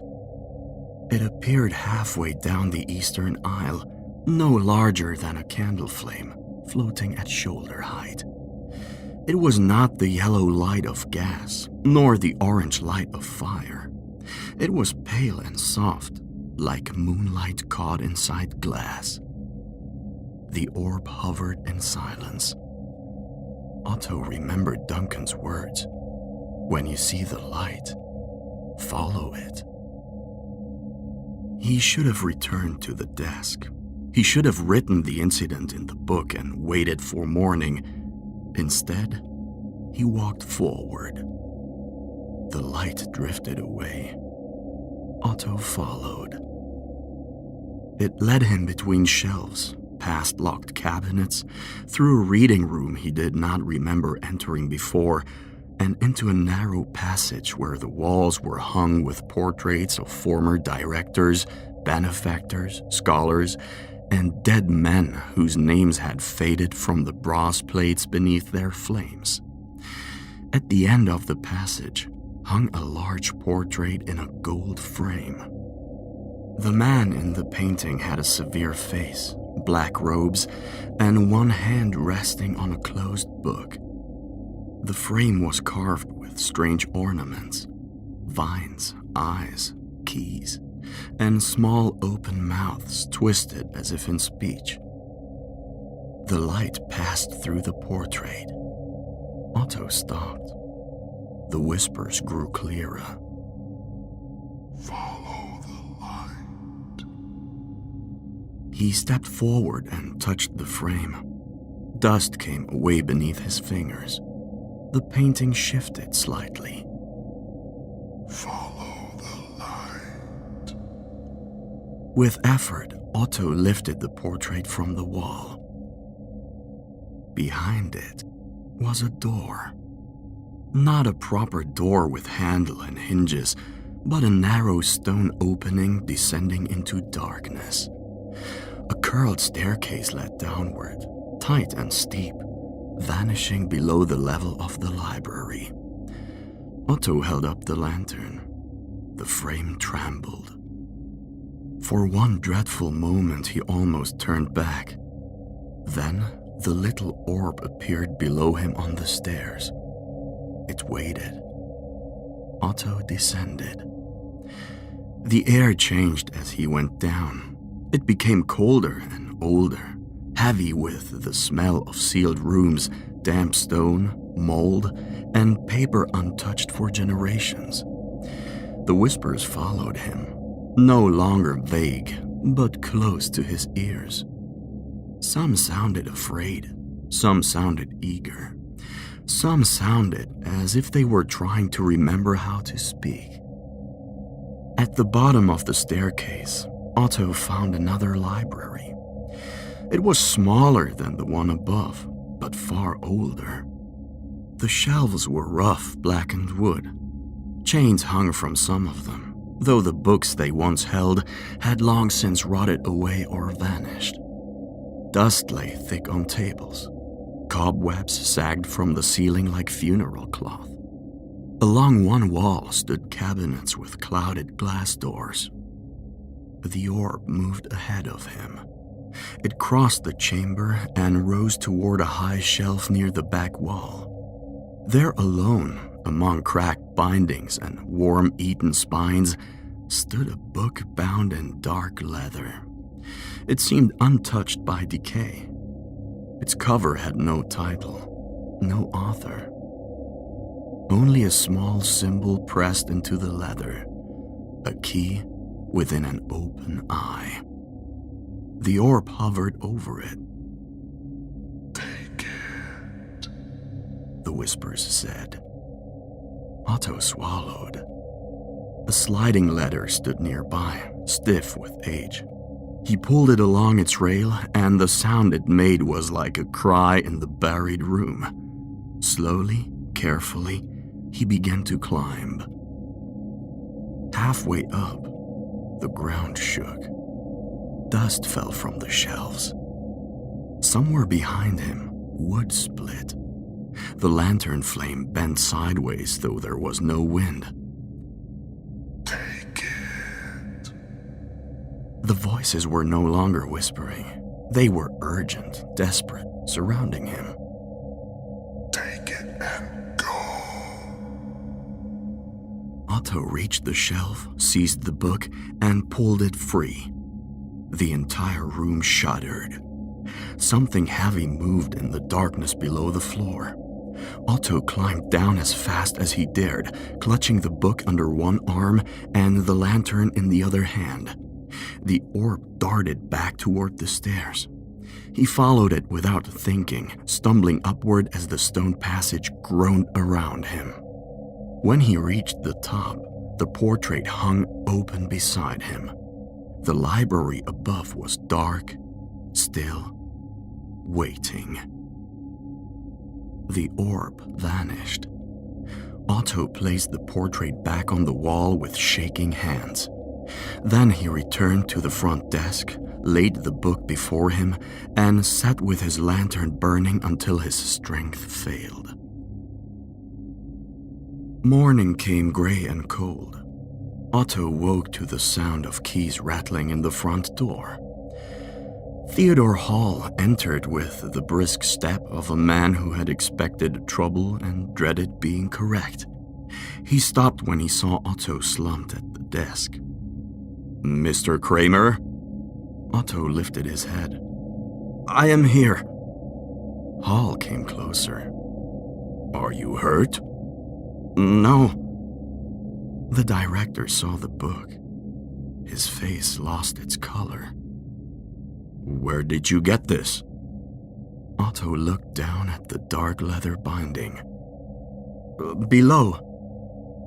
"Below where?" "The library." Hall stared at him. Otto told him everything. Duncan Smith, the orb of light, the portrait, the staircase, the hidden room, the shaking shelves, the voices urging him to take the book and leave. When he finished, Hall said nothing for a long while. Then he whispered, "Show me." They walked together to the passage of portraits. Otto found the gold frame at once and placed both hands on it. It did not move. He tried again. Nothing. Hall helped him remove the portrait from the wall. Behind it was only stone. Solid, cold, unbroken stone. Otto stepped back. No, it was here. Hall touched the wall carefully. There is no door. There was. Mr. Kramer, I'm not lying. Hall looked at him, troubled and pale. You said a man came to you? Duncan Smith? Yes. The director lowered his hand from the wall. Duncan Smith was nightkeeper here more than 50 years ago. He vanished during a storm in winter. They searched the entire building and found no trace of him. Otto said nothing. Hall turned slowly toward the front desk where the book still lay waiting. By noon, the director had locked the volume in his office. By evening, he had sent telegrams to 2 scholars and 1 private collector known to specialize in rare printed works. The first to arrive was Professor Edmund Vane, an expert in early European printing, a dry, narrow man with spectacles, trembling hands, and no patience for superstition. He examined the book under a green-shaded lamp while Hall and Otto watched in silence. At first, he muttered to himself. Then he stopped muttering. Then he sat back. "My God," he said. Hall leaned forward. "What is it?" He turned the first few pages with reverence and dread. "This should not exist." "Is it valuable?" Hall asked. The professor gave a strange laugh. "Valuable? Mr. Hall, if this is genuine, it is beyond valuation." Otto looked at the book as if it might move. "What is it?" Vane adjusted his spectacles. "A first edition. Possibly the first and only printed copy of De Lumine Sub Terra, on the light beneath the earth. It was believed destroyed before distribution, suppressed, condemned, mentioned only in fragments and court records." "Suppressed by whom?" Hall asked. "Church authorities, civil authorities. Anyone sensible enough to fear what men will do when they mistake forbidden knowledge for wisdom." The room seemed to grow colder. Vane turned another page. "There are accounts here of buried chambers, lights seen under old buildings, voices heard in libraries and monasteries, and certain rituals of concealment. There are names too, places, dates. Many of them were believed to be legends." His voice faltered. "What is it?" Otto asked. The professor had turned to the final pages. On one of them was a handwritten note in faded ink. "Not part of the original printing," he said. "Edit later." He read silently, then slowly looked up at Hall. "This note was written by Duncan Smith." Hall gripped the back of a chair. "What does it say?" Vane hesitated. "It says, 'I have found it. I have hidden it where the light instructed me. If the book remains below, so must I. If the book is brought up, I shall be released.'" No one spoke. Outside the office, somewhere deep in the library, a shelf creaked. Otto felt the hair rise at the back of his neck. Hall whispered, "Released?" The professor closed the book with sudden care. "I believe," he said, "that your former nightkeeper did not vanish because he was taken by the library." He looked toward the darkening windows. "I believe he bound himself to it." That night, Otto refused to go home.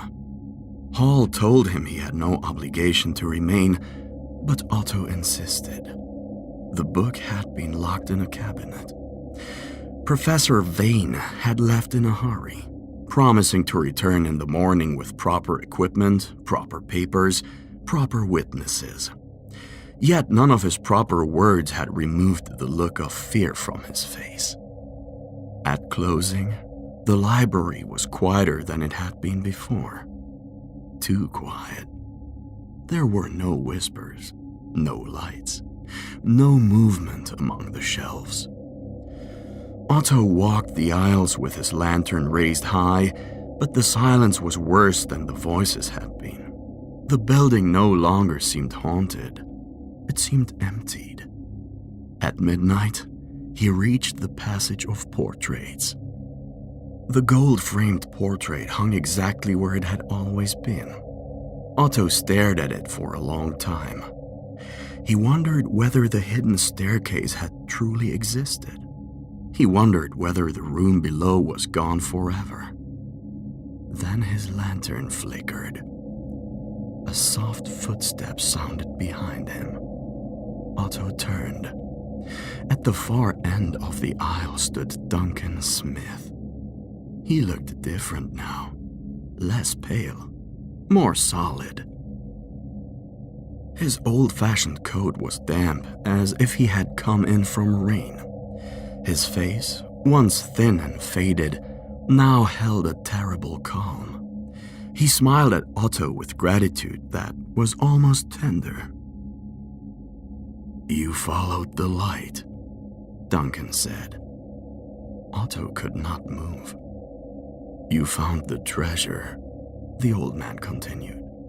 "No one else would have been brave enough." "What are you?" Duncan's smile faded. "A man who waited too long in the dark." "The book released you?" "Yes." "From the library?" Duncan looked around the shelves, the portraits, the lamps, the locked doors. "From duty." Otto tightened his grip on the lantern. "And what happens now?" Duncan Smith stepped backward into the shadow between two shelves. "Now, Mr. Kramer, someone else must keep watch." The lantern flame went out. In the darkness, the whispers returned all at once. Not softly, not from the walls, from everywhere. And somewhere beyond the locked doors of Belgrave Library, beneath a moon hidden by cloud, a man who had been dead for 50 years walked into the sleeping town and took his first breath beneath the open sky.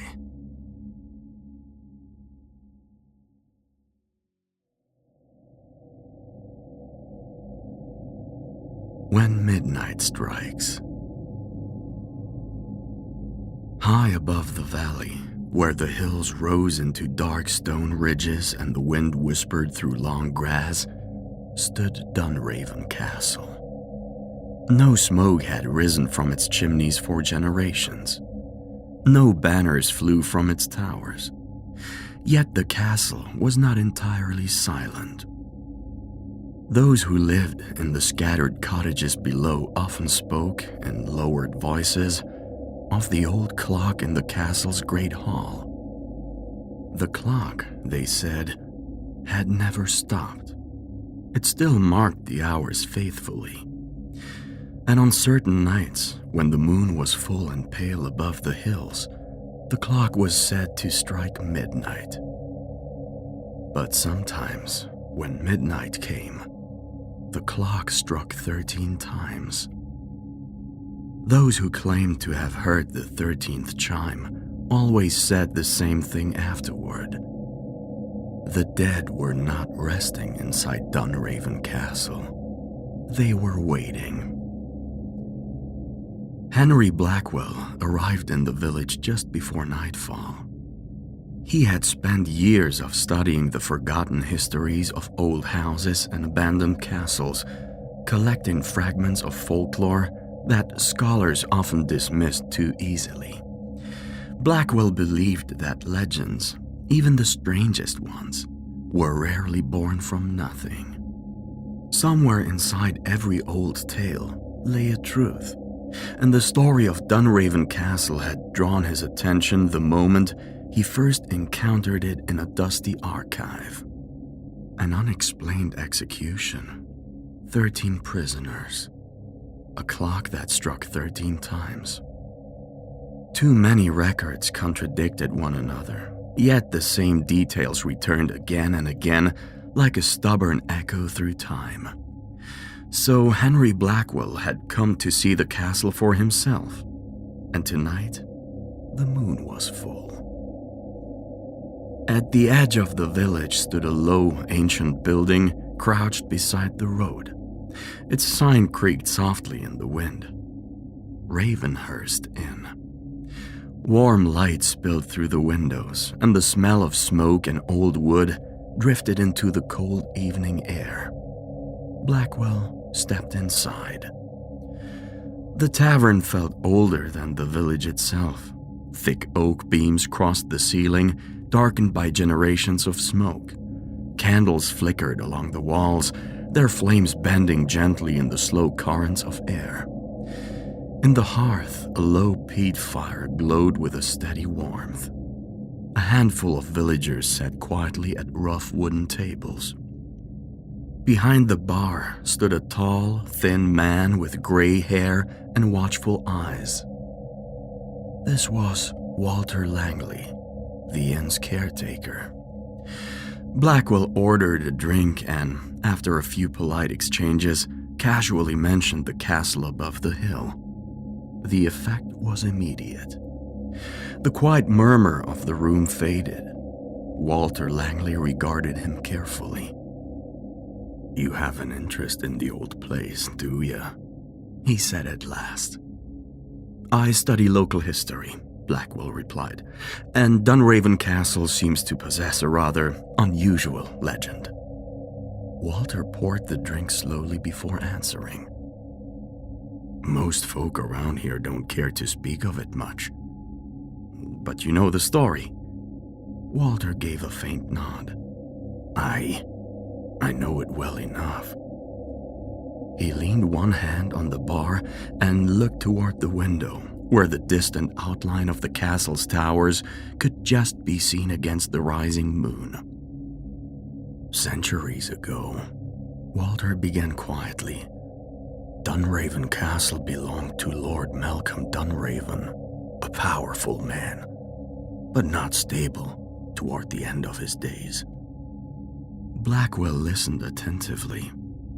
"They say Lord Dunraven became convinced that enemies had crept into his household," Walter continued. "Spies, traitors, conspirators hiding among his own people." "And he found 13 of them?" Blackwell asked. Walter's expression darkened. "He claimed he did." The fire cracked softly in the hearth. 13 prisoners were brought before him in the great hall. Servants, guards, merchants passing through the valley. No trial worth speaking of. Just accusations and anger. Walter lowered his voice slightly. The executions were ordered for midnight. Blackwell felt the faintest chill run through him. "And the clock?" he asked. Walter nodded slowly. "Aye, the clock." He glanced again toward the dark hill outside. When the moment came, the clock struck midnight, but the men carrying out the sentence swore afterward that it did not strike 12. Walter's voice grew softer. "They said the clock struck 13 times." Blackwell leaned forward. "And the prisoners?" Walter looked at him steadily.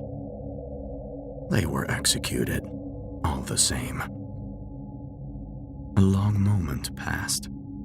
Blackwell finally asked the question that had been waiting in the silence. "And the ghosts?" Walter did not answer immediately. Instead, he said quietly, "They say the prisoners never truly left that hall." Blackwell gave a faint smile. "And yet people claim to see them?" Walter nodded once. 12 of them. Blackwell frowned. 12? Walter's gaze remained fixed on him. "Aye." He paused before finishing the sentence. "Because there were 13 prisoners once, but now there are only 12 ghosts." Blackwell raised an eyebrow. And why is that? Walter leaned a little closer across the bar. His voice dropped to a whisper. Because every so often, the castle finds another. Blackwell left Ravenhurst Inn not long afterward. The moon had climbed higher now, shining pale and cold above the valley.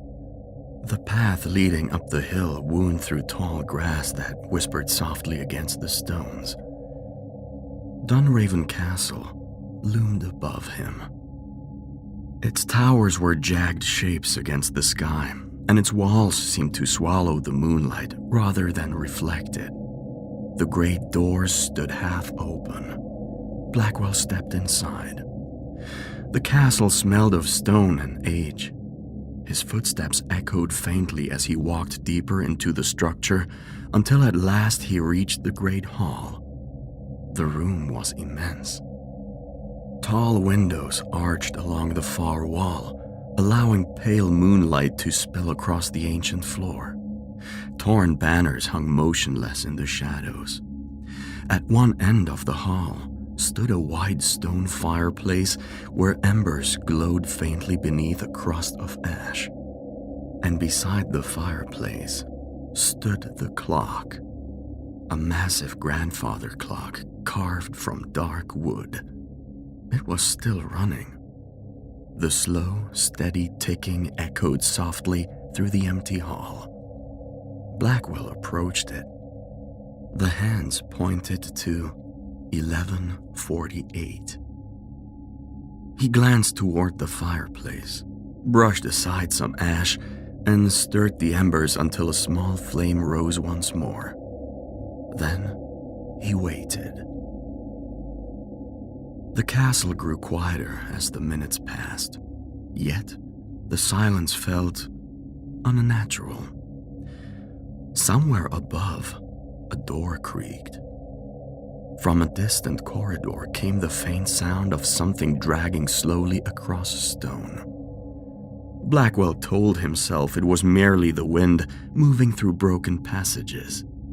Still, the air in the hall seemed to grow colder. The ticking of the clock grew louder. Each second landed like a drop of water in a cavern. Then the clock began to move. The great mechanism stirred with a deep, hollow sound. The first chime rang through the hall. 1. The sound echoed against the stone walls. 2. Blackwell remained seated near the fire, though his pulse had begun to quicken. 3. The shadows along the walls seemed to deepen. 4. The air felt colder now. 5. Something shifted in the far corner of the hall. 6. A shape appeared where no shape had stood before. Blackwell leaned forward. 7. Another figure emerged beside the first. 8. More shapes formed along the walls. 9. They were unmistakable now. Men, standing silently in the moonlight. 10. Their faces were pale and still. 11. Their clothing hung in tattered folds like garments worn centuries ago. 12. 12 figures stood in a wide circle across the hall. None spoke, none moved. They simply waited. The final chime faded into silence. Blackwell released the breath he had been holding.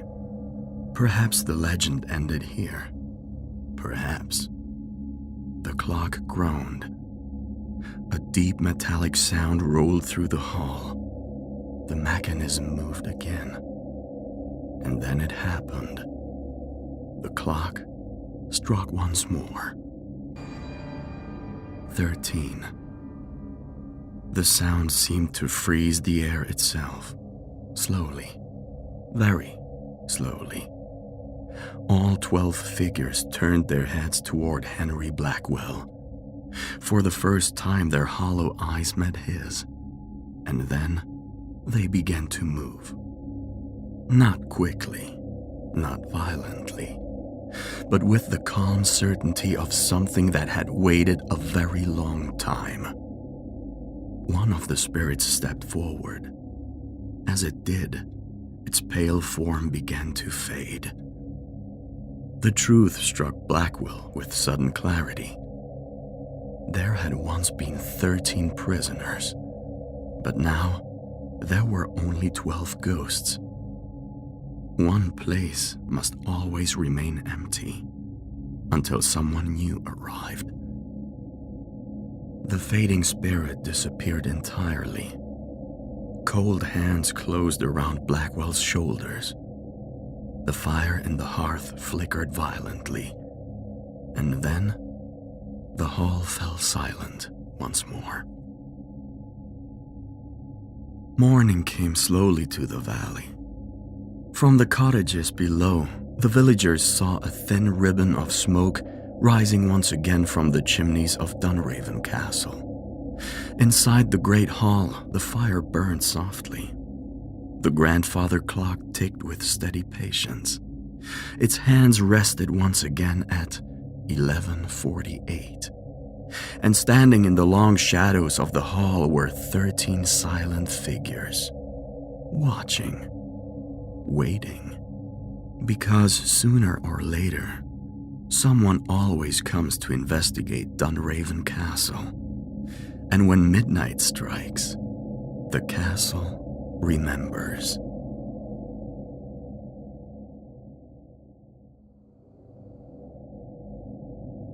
The last guest at Greystone Manor. There were certain houses, Thomas Lockwood believed, that held memory in the same way old wood held damp or old stone held winter. A man might enter them with a rational mind and leave with it unchanged, but he would never entirely forget the feeling of their walls or the silence that clung to them after sunset. Greystone Manor was said to be such place. Thomas had first heard of it in a coaching inn 2 villages south of Blackmere, where a bent old woman with a shawl pinned tightly beneath her chin had crossed herself at the mere mention of its name. She had not told the story readily. Indeed, he had needed to press her gently, and even then she spoke with the marked reluctance of one repeating something she would rather leave undisturbed. Greystone Manor, she said, had belonged once to a family of means and local consequence. There had been dances there in better years, music in the long gallery, and candles burning in the upper windows until dawn. Then came death, first sudden, then total. There were 2 versions of it, as there always were in such villages. In one, the Greystone family had been betrayed and murdered by a guest to whom they had shown kindness. In the other, plague came later and carried away those who remained, so that the house became not merely a place of tragedy, but a vessel of accumulated sorrow. The old woman had lowered her voice then and said that no one passed the house after dusk unless necessity compelled it. Sometimes, she whispered, a lantern was seen in one of the upper windows, though no hand living had lit it. Thomas, who made his living in part from the study of local histories and in part from a modest talent for giving shape to neglect legends in print, had naturally resolved to see the manor for himself. Such places drew him, not because he was reckless, nor because he had any true appetite for superstition, but because he had found that beneath every tale repeated by frightened villagers, there usually lay some human truth, envy, grief, violence, shame, that had survived longer in rumor than in record. He had come to Blackmere meaning only to gather what scraps of parish history remained and to make a few notes before returning to London. Yet the name of Greystone Manor had followed him from one conversation to another until it seemed less a destination than an invitation. By the time he took the Old North Road toward the estate, the afternoon had already dimmed beneath a gathering sky. It was a lonely road, scarcely more than a strip of mud and stone, winding between black hedgerows and bare-limbed trees. Autumn had stripped the countryside nearly to bone. The fields lay damp and empty under a ceiling of low cloud, and every gust of wind sent loose leaves racing like startled things across the ruts before the horse. Thomas drew his coat more tightly about himself and glanced more than once at the west, where the horizon had darkened to the color of bruised iron. He had been told the manor stood upon a rise beyond a stand of old yews, and when at last he saw it, he felt something in him grow unexpectedly still. Greystone Manor did not appear gradually. It emerged. One moment, there were only trees, their trunks crowded close and black with rain. The next, the road bent, the land rose, and the house stood before him against the darkening sky like the memory of some ruined dominion. Its walls were of gray stone gone almost black in the wet. Tall chimneys lifted themselves above steep roofs and gambles. Narrow turrets and pointed windows gave it the severe and watchful air of a house built not merely for comfort, but for endurance. Ivy clung to parts of it in thick, dead masses. Several windows were shuttered, others gaped dark and blank. The grounds surrounding it had long since surrendered to neglect. The drive was nearly swallowed in weeds. The fountain at its center was dry and split with age. Everything about the place suggested abandonment. Everything, that is, except the light. High in one of the upper windows, faint but unmistakable, a lantern burned. Thomas reined in his horse and stared up at it through the gathering rain. It was not the broad, warm light of the house in use. It was smaller than that, steadier, more isolated. It shone from the topmost floor like a single unwinking eye. He might have turned back then had the storm delayed itself. But nature, which is often the cruel accomplice of Gothic circumstances, had no such intention. Even as he sat looking toward the window, the first great crash of thunder broke across the sky. The horse started violently beneath him. Wind came next, sudden, cold, and hard enough to send branches tossing and bending. Rain followed at once, not in drops but in a sheet so immediate and merciless that the world seemed to vanish behind it. By the time Thomas had dismounted and led the horse beneath what shelter he could find near the broken arch of the entry drive, he was already drenched through. The road behind him was becoming a stream. The sky flashed white in intervals, each burst of lightning revealing the house more sharply and making it seem, for a second at a time, not merely old, but alert. There was no possibility now of continuing on. The nearest village lay miles behind him, and the roads would soon be impassable. So he left the horse in as much cover as he could manage, took up his case, and climbed the weed-choked steps to the front door of Greystone Manor. The knocker was of tarnished brass in the shape of a lion's head. It was colder than ice beneath his hand. He lifted it once, let it fall, and waited. At first, there was only the rain striking the stone behind him, and the mutter of thunder moving across the distant hills. Then, from somewhere within, came the faint sound of bolts being drawn. The door opened. The man standing there was tall, spare, and so pale that for one absurd instant, Thomas thought him already dead. He was dressed in a black coat, cut in an older fashion than current taste allowed, with a high collar and a waistcoat buttoned neatly to the throat. His hair, iron gray and smooth, was brushed straight back from a narrow forehead. His face was long and clean-shaven, his features composed with such perfect stillness that they seemed less expressive than carved.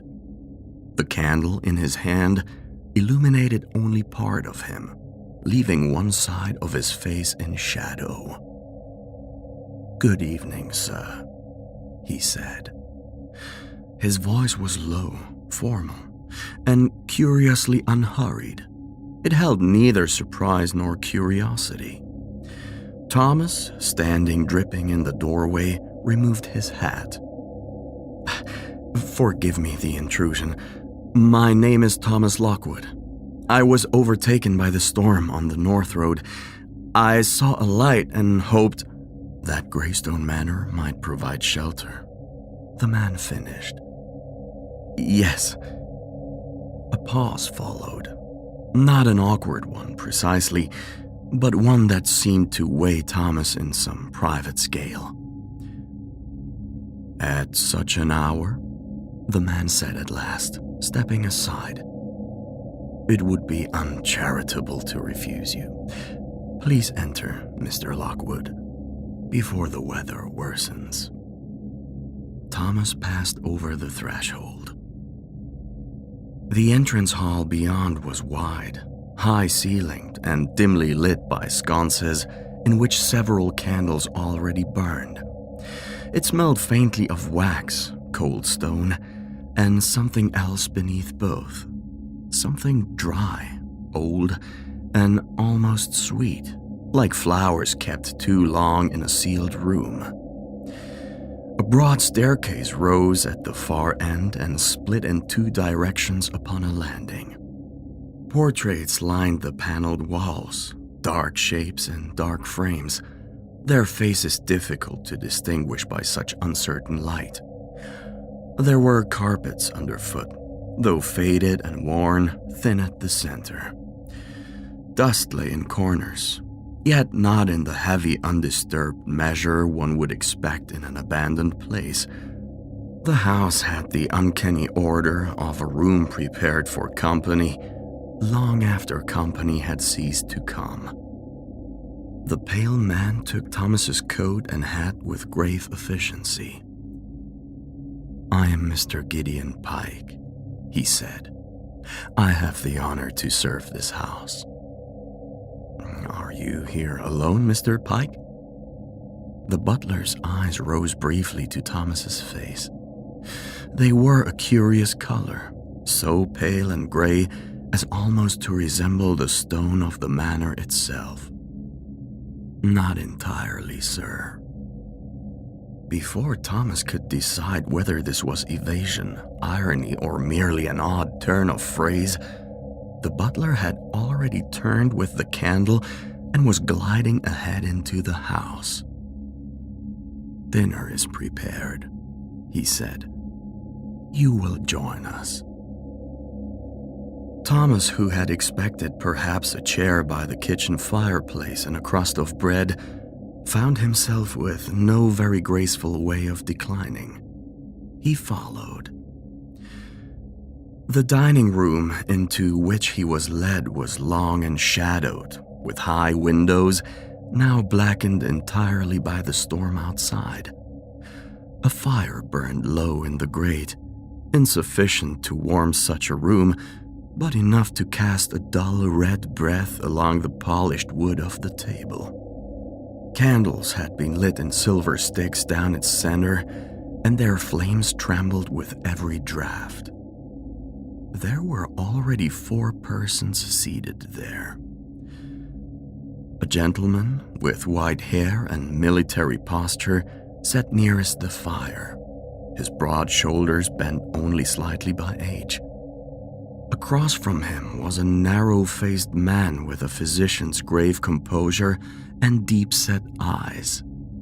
Beside him sat a woman in a dark dress of old-fashioned cut, her hands folded in her lap, her expression composed to the point of stillness. At the far end was another gentleman, handsome once perhaps, with a high brow and a manner of absent attention, as though his thoughts were elsewhere even while his body remained at the table. Mr. Pike announced Thomas with no more ceremony than if he had been expected. Mr. Thomas Lockwood. Each of the 4 turned his or her head to look at him. Thomas bowed slightly. "Good evening." "Colonel Arthur Baines," said the military gentleman with a nod that stopped short of friendliness. "Dr. Malcolm Reed," said the physician. "Miss Abigail Thornbridge," said the woman, her voice so soft Thomas almost doubted he had heard it. "Mr. Frederick Holloway," said the last. Thomas took the empty chair indicated for him and sat. What followed he would remember afterward less as a meal than as an endurance of peculiar silence. Food was served, though by whom he could not have said, for Mr. Pike appeared and disappeared with such quiet precision that he seemed less to walk than to materialize where needed. Conversation, when it arose at all, came in short exchanges, each of which seemed to end before it properly began. Thomas made several attempts to engage them. He asked whether they were residents of the district. Colonel Baines replied only that he had been connected with the house for many years. Dr. Reed inclined his head at a question concerning his profession, but offered nothing more. Miss Thornbridge looked at him with grave dark eyes and said, "Some journeys end where they begin, Mr. Lockwood." Frederick Holloway smiled at that, though not in a manner Thomas found reassuring. It was not merely that they were reserved. There was something in them all that felt curiously exhausted, as though the animation proper to ordinary social exchange had long since departed, and what remained was habit. Several times Thomas became aware of the storm beating at the windows, and had the absurd impression that all at the table were listening to it, not as men and women listen to weather, but as prisoners listening to a voice outside the wall. When at last the meal ended, Mr. Pike approached Thomas's chair. "If you would care for a glass of brandy before retiring, sir," he said, "the great hall is prepared." There was no sign that the others intended to retire with them. Indeed, when Thomas rose and glanced around the table, he found the 4 guests watching him with expressions so unreadable that his hand tightened involuntarily upon the back of his chair. The great hall was a room of imposing proportions, dominated at one end by an enormous fireplace carved in dark stone. There, at least, the fire burned properly, and its warmth spread in broad waves through the room. The walls were lined with books in glass-fronted cases and with still more portraits, some nearly lost in the gloom between the candle stands. Heavy curtains had been drawn over the windows, and the storm outside now survived only in the dull, constant growl that seemed to travel through the walls themselves. Mr. Pike poured the brandy with a hand perfectly steady. Thomas accepted the glass and stood near the fire. The heat was welcome, but it did little to lessen the sensation that the house itself was observing him. "You keep an unusual household, Mr. Pike," he said at last. "Greystone Manor has always had unusual guests, sir." Thomas glanced at him. "Then perhaps you can tell me something of it. I came, in fact, because I had heard the place had a tragic history." Mr. Pike looked into the fire. "For some men," he said, "history is a profession. For others, a warning. I hope to make it only the former." A faint movement touched the butler's mouth. It was not quite a smile. "The lady of the manor," he said quietly, "might differ with you." Thomas, who had expected another deflection, became still. "Lady Eleanor Greystone? You know the name. I have heard it spoken in the village." "Then you have heard little enough." Mr. Pike set down the decanter and turned slightly so that the fire caught the severe line of his cheek. For the first time since Thomas had entered the house, there came into the butler's manner the hint of something like memory. "She was the last true heart of Greystone," he said. "The house was hers in all but law. Her father had grown weak by then, her mother ill, her brothers long in their graves. Those who came here came because of her grace, her wit, or her pity. She offered hospitality too freely to one who did not deserve it. The murderer? The guest." Thomas sipped the brandy without taking his eyes from the older man.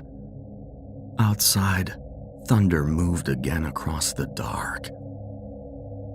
"He was welcomed here," Pike continued, "received with trust, fed, sheltered, and seated at the family table. On the third night of his stay, he repaid kindness with blood. The master of the house was slain first, then the lady's mother. The servants fled or were cut down in the corridors. Lady Eleanor lived long enough to see what had been done." Mr. Pike fell silent. "And then?" Thomas asked. The butler's eyes, pale as frost, met his. "And then she cursed the house," he said. "Or so those say who still speak of Greystone after dark. She swore she would not leave it, in death or beyond death, until the last guest returned." Thomas let out a small breath he had not noticed holding. "The last guest? Meaning the murderer?" "Meaning the end of the bloodline that entered under trust and left under sin." The fire crackled loudly, sending a spiral of sparks up the chimney. Thomas tried to smile, though his effort felt thin. "A dramatic oath." "All true oaths are dramatic, Mr. Lockwood." For reasons he could not have named, that answer unsettled him more than the tale itself. Mr. Pike inclined his head as though some silent summons had reached him. "Your room is prepared on the second floor. The library remains open should you wish to consult the house records. Greystone possesses, I believe, a guest book dating from 1874 that may interest a gentleman of your profession." He moved away. "Mr. Pike?" Thomas said. The butler paused at the edge of the firelight. "Yes, sir?" "Will the storm pass by morning?" Mr. Pike stood very still before replying.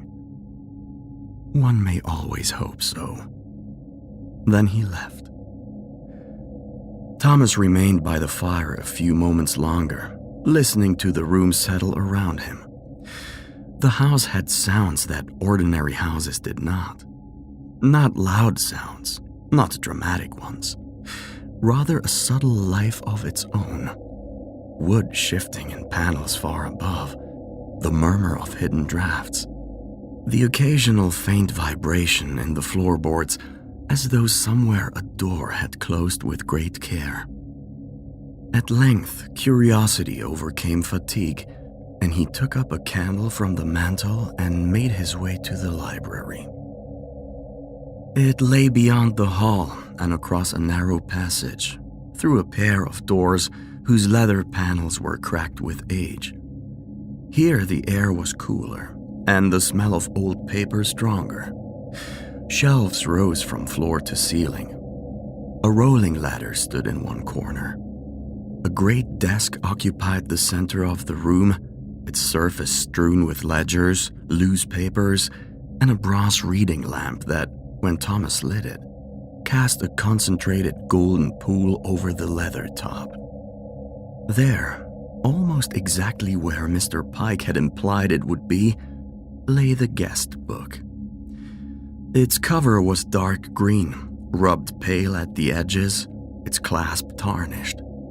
Thomas opened it carefully. The first pages contained what he expected: names, dates, places of origin, occasional brief remarks in different hands. The entries belonged unmistakably to another age. Ladies and gentlemen from Bath, York, Edinburgh, and farther still. The penmanship changed with each visitor, but the social formulas remained the same. A delightful house, most gracious company, a stay of uncommon comfort. Then, midway through the year 1874, the tone altered. Thomas bent closer. There, in faded but legible ink, were the names: Colonel Arthur Baines, Dr. Malcolm Reed, Miss Abigail Thornbridge, Mr. Frederick Holloway. He stared. One by one, he turned the pages back, then forward again. There could be no mistake. The names were identical to those of the persons with whom he had just dined. His first thought was of descendants. Some old family customs, perhaps, by which names were repeated. But that explanation weakened almost at once when he saw what had been written beside each entry in a different, narrower hand. Deceased, fever October. Deceased, plague year. Buried within the east ground. He read the notations twice, then 3 times. On later pages, there were no cheerful farewells, no notes of departure, only the gradual accumulation of deaths. A draft moved through the room, though no door had opened. Thomas looked up sharply. The library was empty. Yet the sensation that someone stood just behind him was so immediate, so certain, that he rose at once and turned. There was no one there. The lamp flame trembled. Shadows shifted among the books. The way back to his room led through the main corridor on the 2nd floor. Thomas carried the candle high as he walked, and its light slid uncertainly across portraits, carved moldings, and the occasional marble bust staring sightlessly from a pedestal alcove. It was here, more than anywhere else in the house, that the impression of being watched became difficult to dismiss. He stopped before the first portrait by chance rather than intent. It showed a man in military dress, his face broad and stern beneath white hair. Colonel Arthur Baines. Thomas moved to the next. A physician in black, one hand resting upon a table beside a leather case. Dr. Malcolm Reed. Then a woman in dark silk, her features pale and composed, the corners of her mouth touched by some secret gravity. Miss Abigail Thornbridge. And farther along, beneath a narrow gilt frame darkened by time, a gentleman with an intelligent brow and a melancholy mouth. Frederick Holloway. The candle guttered. Thomas's breath had gone shallow. He looked behind him, then ahead, then again at the portraits as though some defect of light had transformed them. But no, the resemblance was exact, more exact indeed than he had first understood at table. The same eyes, the same line of mouth, the same still and faded humanity. "They are all dead," he said aloud, and the words sounded small and foolish in the corridor. At once, there came, very faintly, the whispers of a woman's voice. He could not make out the words. Thomas turned toward the sound. It had come, he thought, from farther down the corridor, where the shadows pooled thickest between two unlit sconces. He advanced slowly, the candle shaking despite the effort of his hand to steady it. The whisper came again, nearer now, like silk drawn over stone. At the very end of the passage, before a tall window silvered by stormlight, stood a woman. She wore a gown of pale gray that hung in straight, old-fashioned lines to the floor. Her hair was dark and arranged high, though several strands had come loose and framed a face of startling whiteness. She was beautiful, but in the severe and sorrowful manner of old portraiture, beauty disciplined by grief. Her hands were folded before her. She did not move. Thomas knew at once who she must be. "Lady Eleanor?" he said before he could stop himself. Her eyes, dark and reflective as still water, rested upon him. Neither thunder nor wind seemed able to touch that part of the corridor.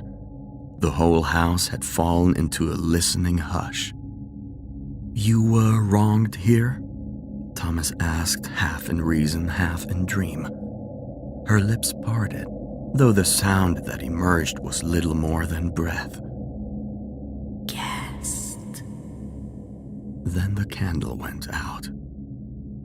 Darkness collapsed around him, complete and suffocating. Thomas stepped back, striking his shoulder against the wall. For several blind and frantic seconds, he fumbled for the tinder in his pocket, but by the time he relit the candle with clumsy fingers, the corridor was empty. He spent the rest of the night wakeful in the room prepared for him, though whether from fear or fascination, he could not have said. The chamber itself was large and once elegant, with a high tester bed, a washstand of veined marble, and curtains faded from crimson almost to brown. Rain beat on the panes until dawn. More than once he thought he heard movement in the hall beyond. Soft footsteps, the rustle of skirts, the murmur of voices too low to distinguish. Yet when he opened the door, no one was there. Morning came gray and exhausted. The storm had not passed. If anything, it had deepened.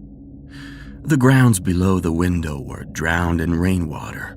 and branches lay strewn across the drive. The road leading from the manor had vanished beneath a wash of mud and standing water.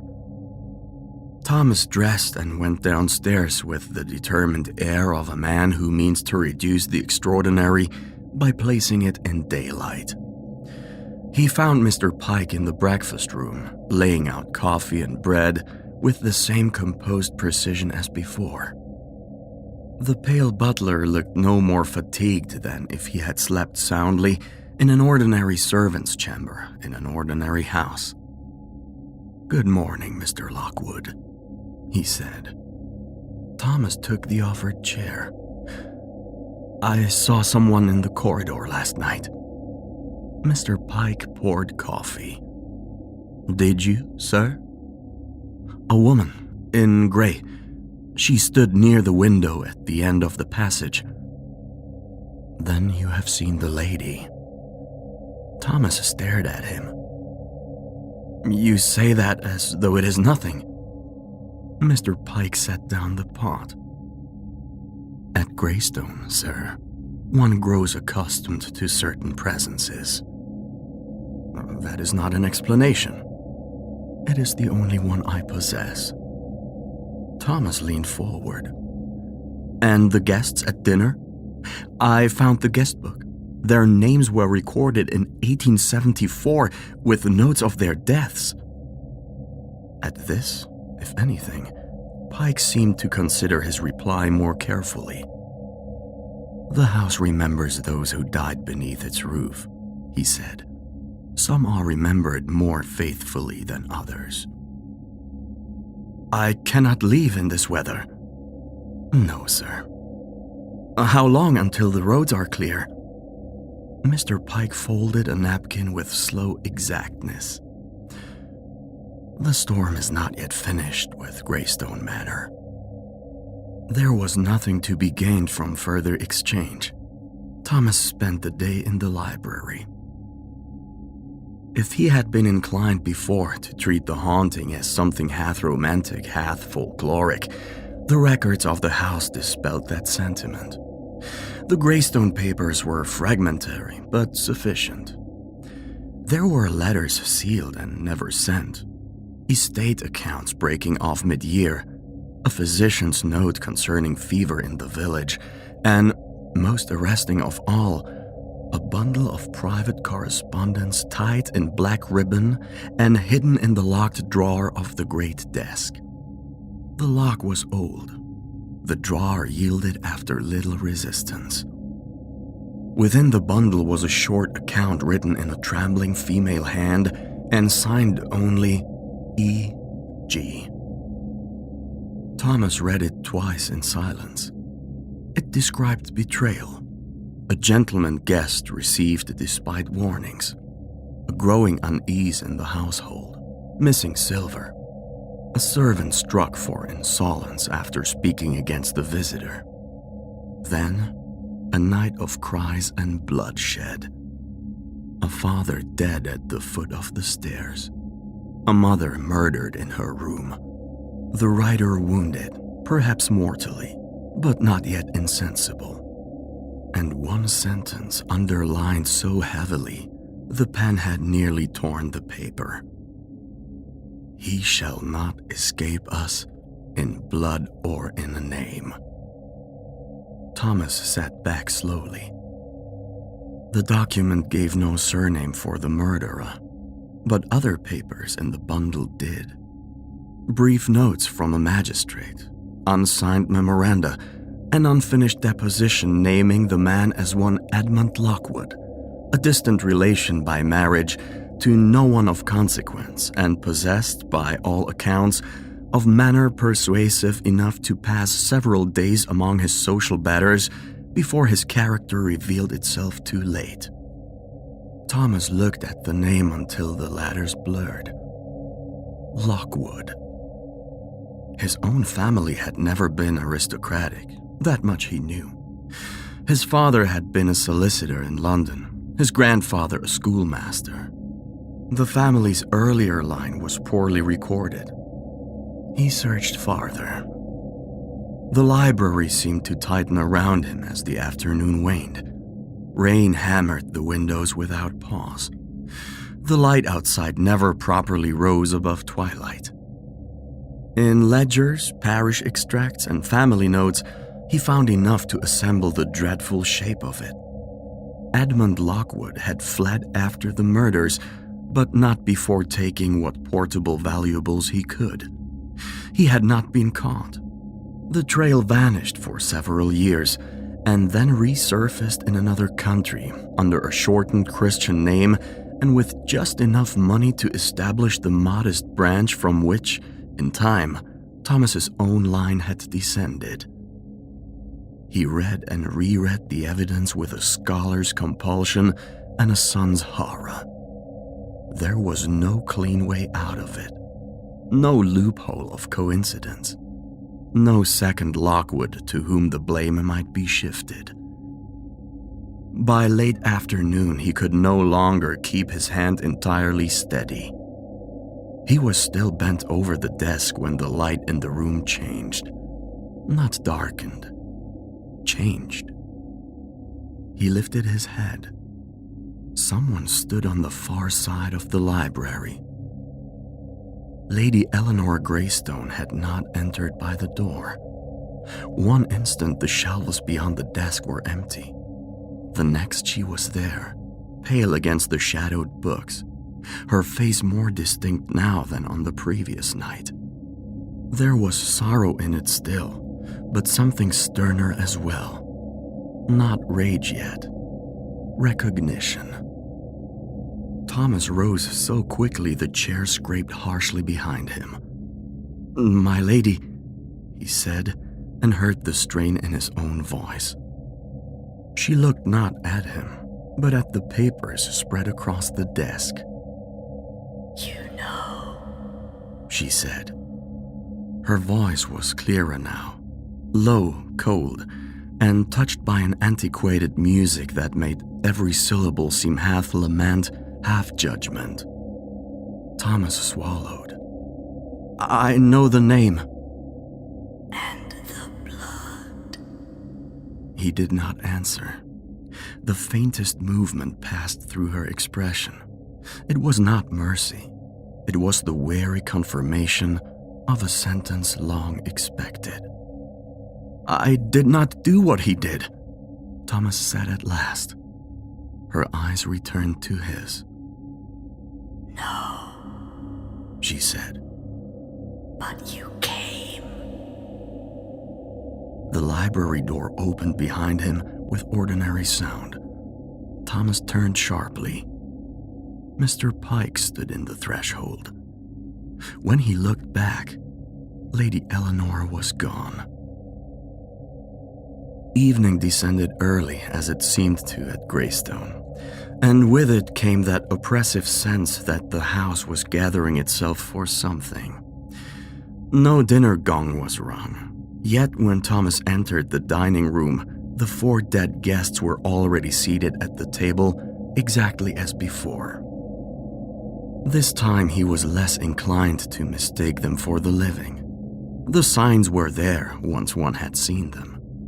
The unnatural stillness of the hands, the slight dimness of complexion, the way candlelight passed over their faces without fully warming them. Yet there remained enough of human manner in them to make the sight more pitiful than monstrous. Colonel Baines watched him take his seat. "You have been reading," he said. It was the first spontaneous remark Thomas had heard from any of them. "Yes. A dangerous habit in this house," said Frederick Holloway with the ghost of a smile. Dr. Reed lifted his eyes from the untouched wine. "Truth is often less welcome than legend." Miss Thornbridge looked at Thomas with grave, almost compassionate attention. "Did no one tell you, sir, that names are doors?" Thomas found he could not summon appetite. "Why do you remain here?" No one answered at first. The fire gave a soft hiss in the grate. Then Colonel Baines said, Because we entered. Because we stayed, murmured Miss Thornbridge. And because some houses, said Dr. Reed, do not easily release their company. Thomas turned his gaze to Mr. Pike, who stood at the sideboard, pale and unreadable. You knew who I was. The butler inclined his head. I knew who you might be. And you let me in. At Greystone Manor, said Pike softly, the doors open where it must. After that, the meal proceeded in near silence. Outside, the storm raged on without exhaustion. Once, in the flash of lightning through a gap in the curtains, Thomas thought he saw figures moving across the far lawn. More guests, perhaps, or servants, or nothing at all but rain and branches distorted by fear. By the time he looked again, there was only darkness. He did not retire to his room immediately. Instead, he walked the corridors with lamp in hand, compelled by dread toward the very places he most wished to avoid. The portraits were clearer tonight. Faces emerged from shadow one after another. Not merely the guests, but Greystones too. Lords and ladies, children in stiff collars, women with narrow waists and severe pearls, gentlemen in black whose painted eyes seemed always to follow. In one portrait, Lady Eleanor appeared younger and still wholly alive, her hand resting on the back of a chair, her expression calm, intelligent, and already touched by that melancholy which in death had become something far colder. As midnight approached, the house changed. It began with the clocks. Thomas heard them first from distant rooms. One chime, then another. Then others answering throughout the manor in a disordered chain. Yet when he checked his watch, it was not yet the hour. The sound swelled, overlapping so that no single clock seemed responsible for it. The air grew colder. The flame in his lamp narrowed. He found himself in the great hall almost by instinct, as though all roads within the house led there at such time. The fire had burned low. The curtains stirred though no wind entered. Shadows gathered in the corners with such density they seemed almost architectural. Then the great clock upon the mantel began to strike. 1. The sound rolled through the room like a blow. 2. Figures appeared at the edge of the firelight. Colonel Baines, Dr. Reed, Miss Thornbridge, Frederick Holloway. Their faces were solemn now, all trace of former social habit gone. They stood not as guests, but as witnesses. 3. Mr. Gideon Pike emerged from the darkness beside the door, his hands folded behind his back, his expression unchanged. 4. 5. Thomas did not retreat. Some part of him knew retreat was useless. Some other part, quieter and more terrible, understood that this moment had been approaching from the instant he first saw the lantern in the upper window. 6. 7. Mist began to creep across the floor, pale and thin at first, then thickening around the legs of chairs and tables. 8. 9. A woman's voice whispered through it, not close, everywhere. 10. 11. Lady Eleanor Greystone appeared before the great fireplace. At first she was as Thomas had seen her in the corridor and the library, pale, sorrowful, composed. But as the final stroke gathered, The room itself seemed to lend her its darkness. Her gown stirred as though underwater. Her eyes deepened, no longer merely human eyes, but black and depthless, containing years of grief compressed into something harder than hatred. Her beauty remained, but it had become terrible. The beauty of ruin preserved beyond mercy. 12. The last chime faded. Lady Eleanor looked directly at Thomas Lockwood. The house kept its promise, she said. Her voice was no longer soft. It rang clear through stone and timber alike. Thomas's mouth had gone dry. I am not the man who murdered you, No, she said. you are what remained. The mist rose higher. Behind her, the shadows along the walls shifted and thickened until Thomas saw that others stood there too. Dim figures in old dress, perhaps servants, perhaps family. Perhaps all who had died under Greystone's roof and had not gone on. Their faces were indistinct, but their attention was not. It rested wholly upon him. I did not know, said Thomas. Lady Eleanor's expression did not change. He knew. I came only to study the past.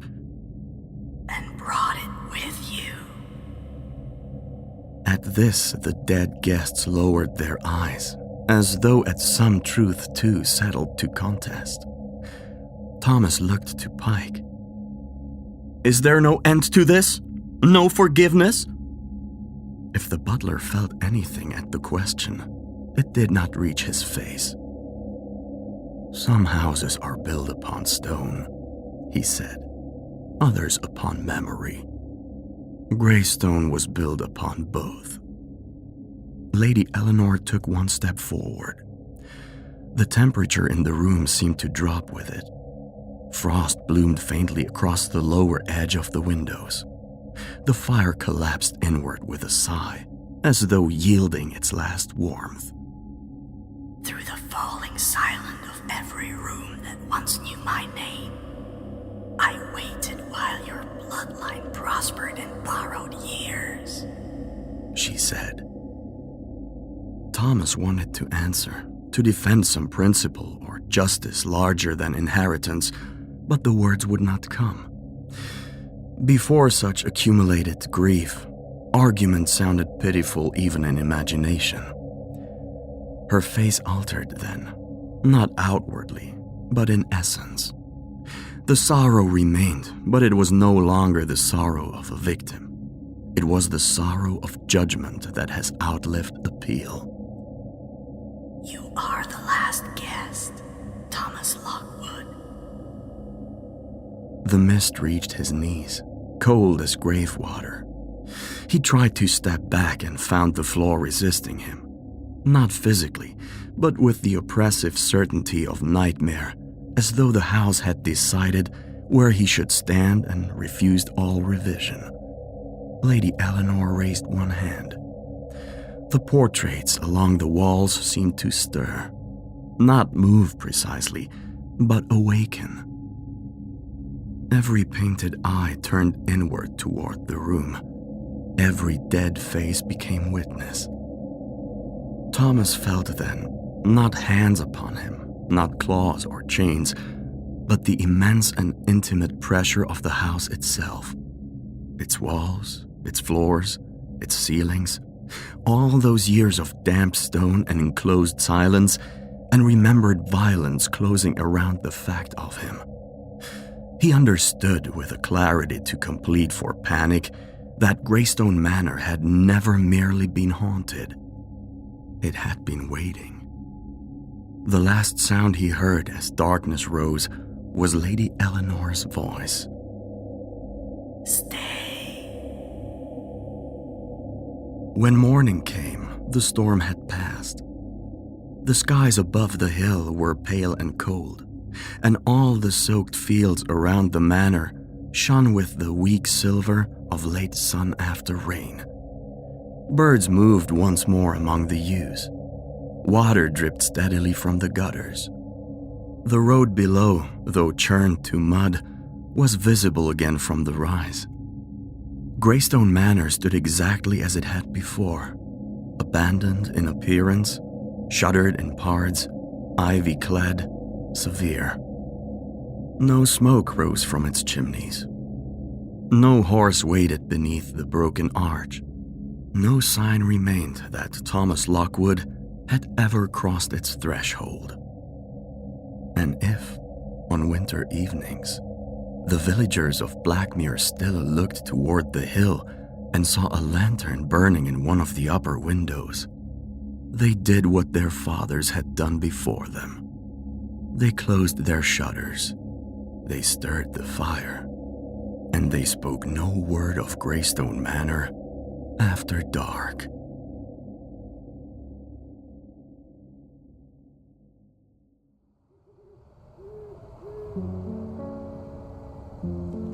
Still here?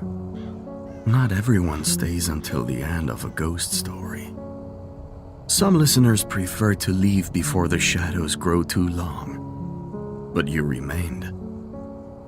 If tonight's tale kept you company in the dark, consider leaving a like, sharing the story, and subscribing to the channel before the whispers convince you otherwise.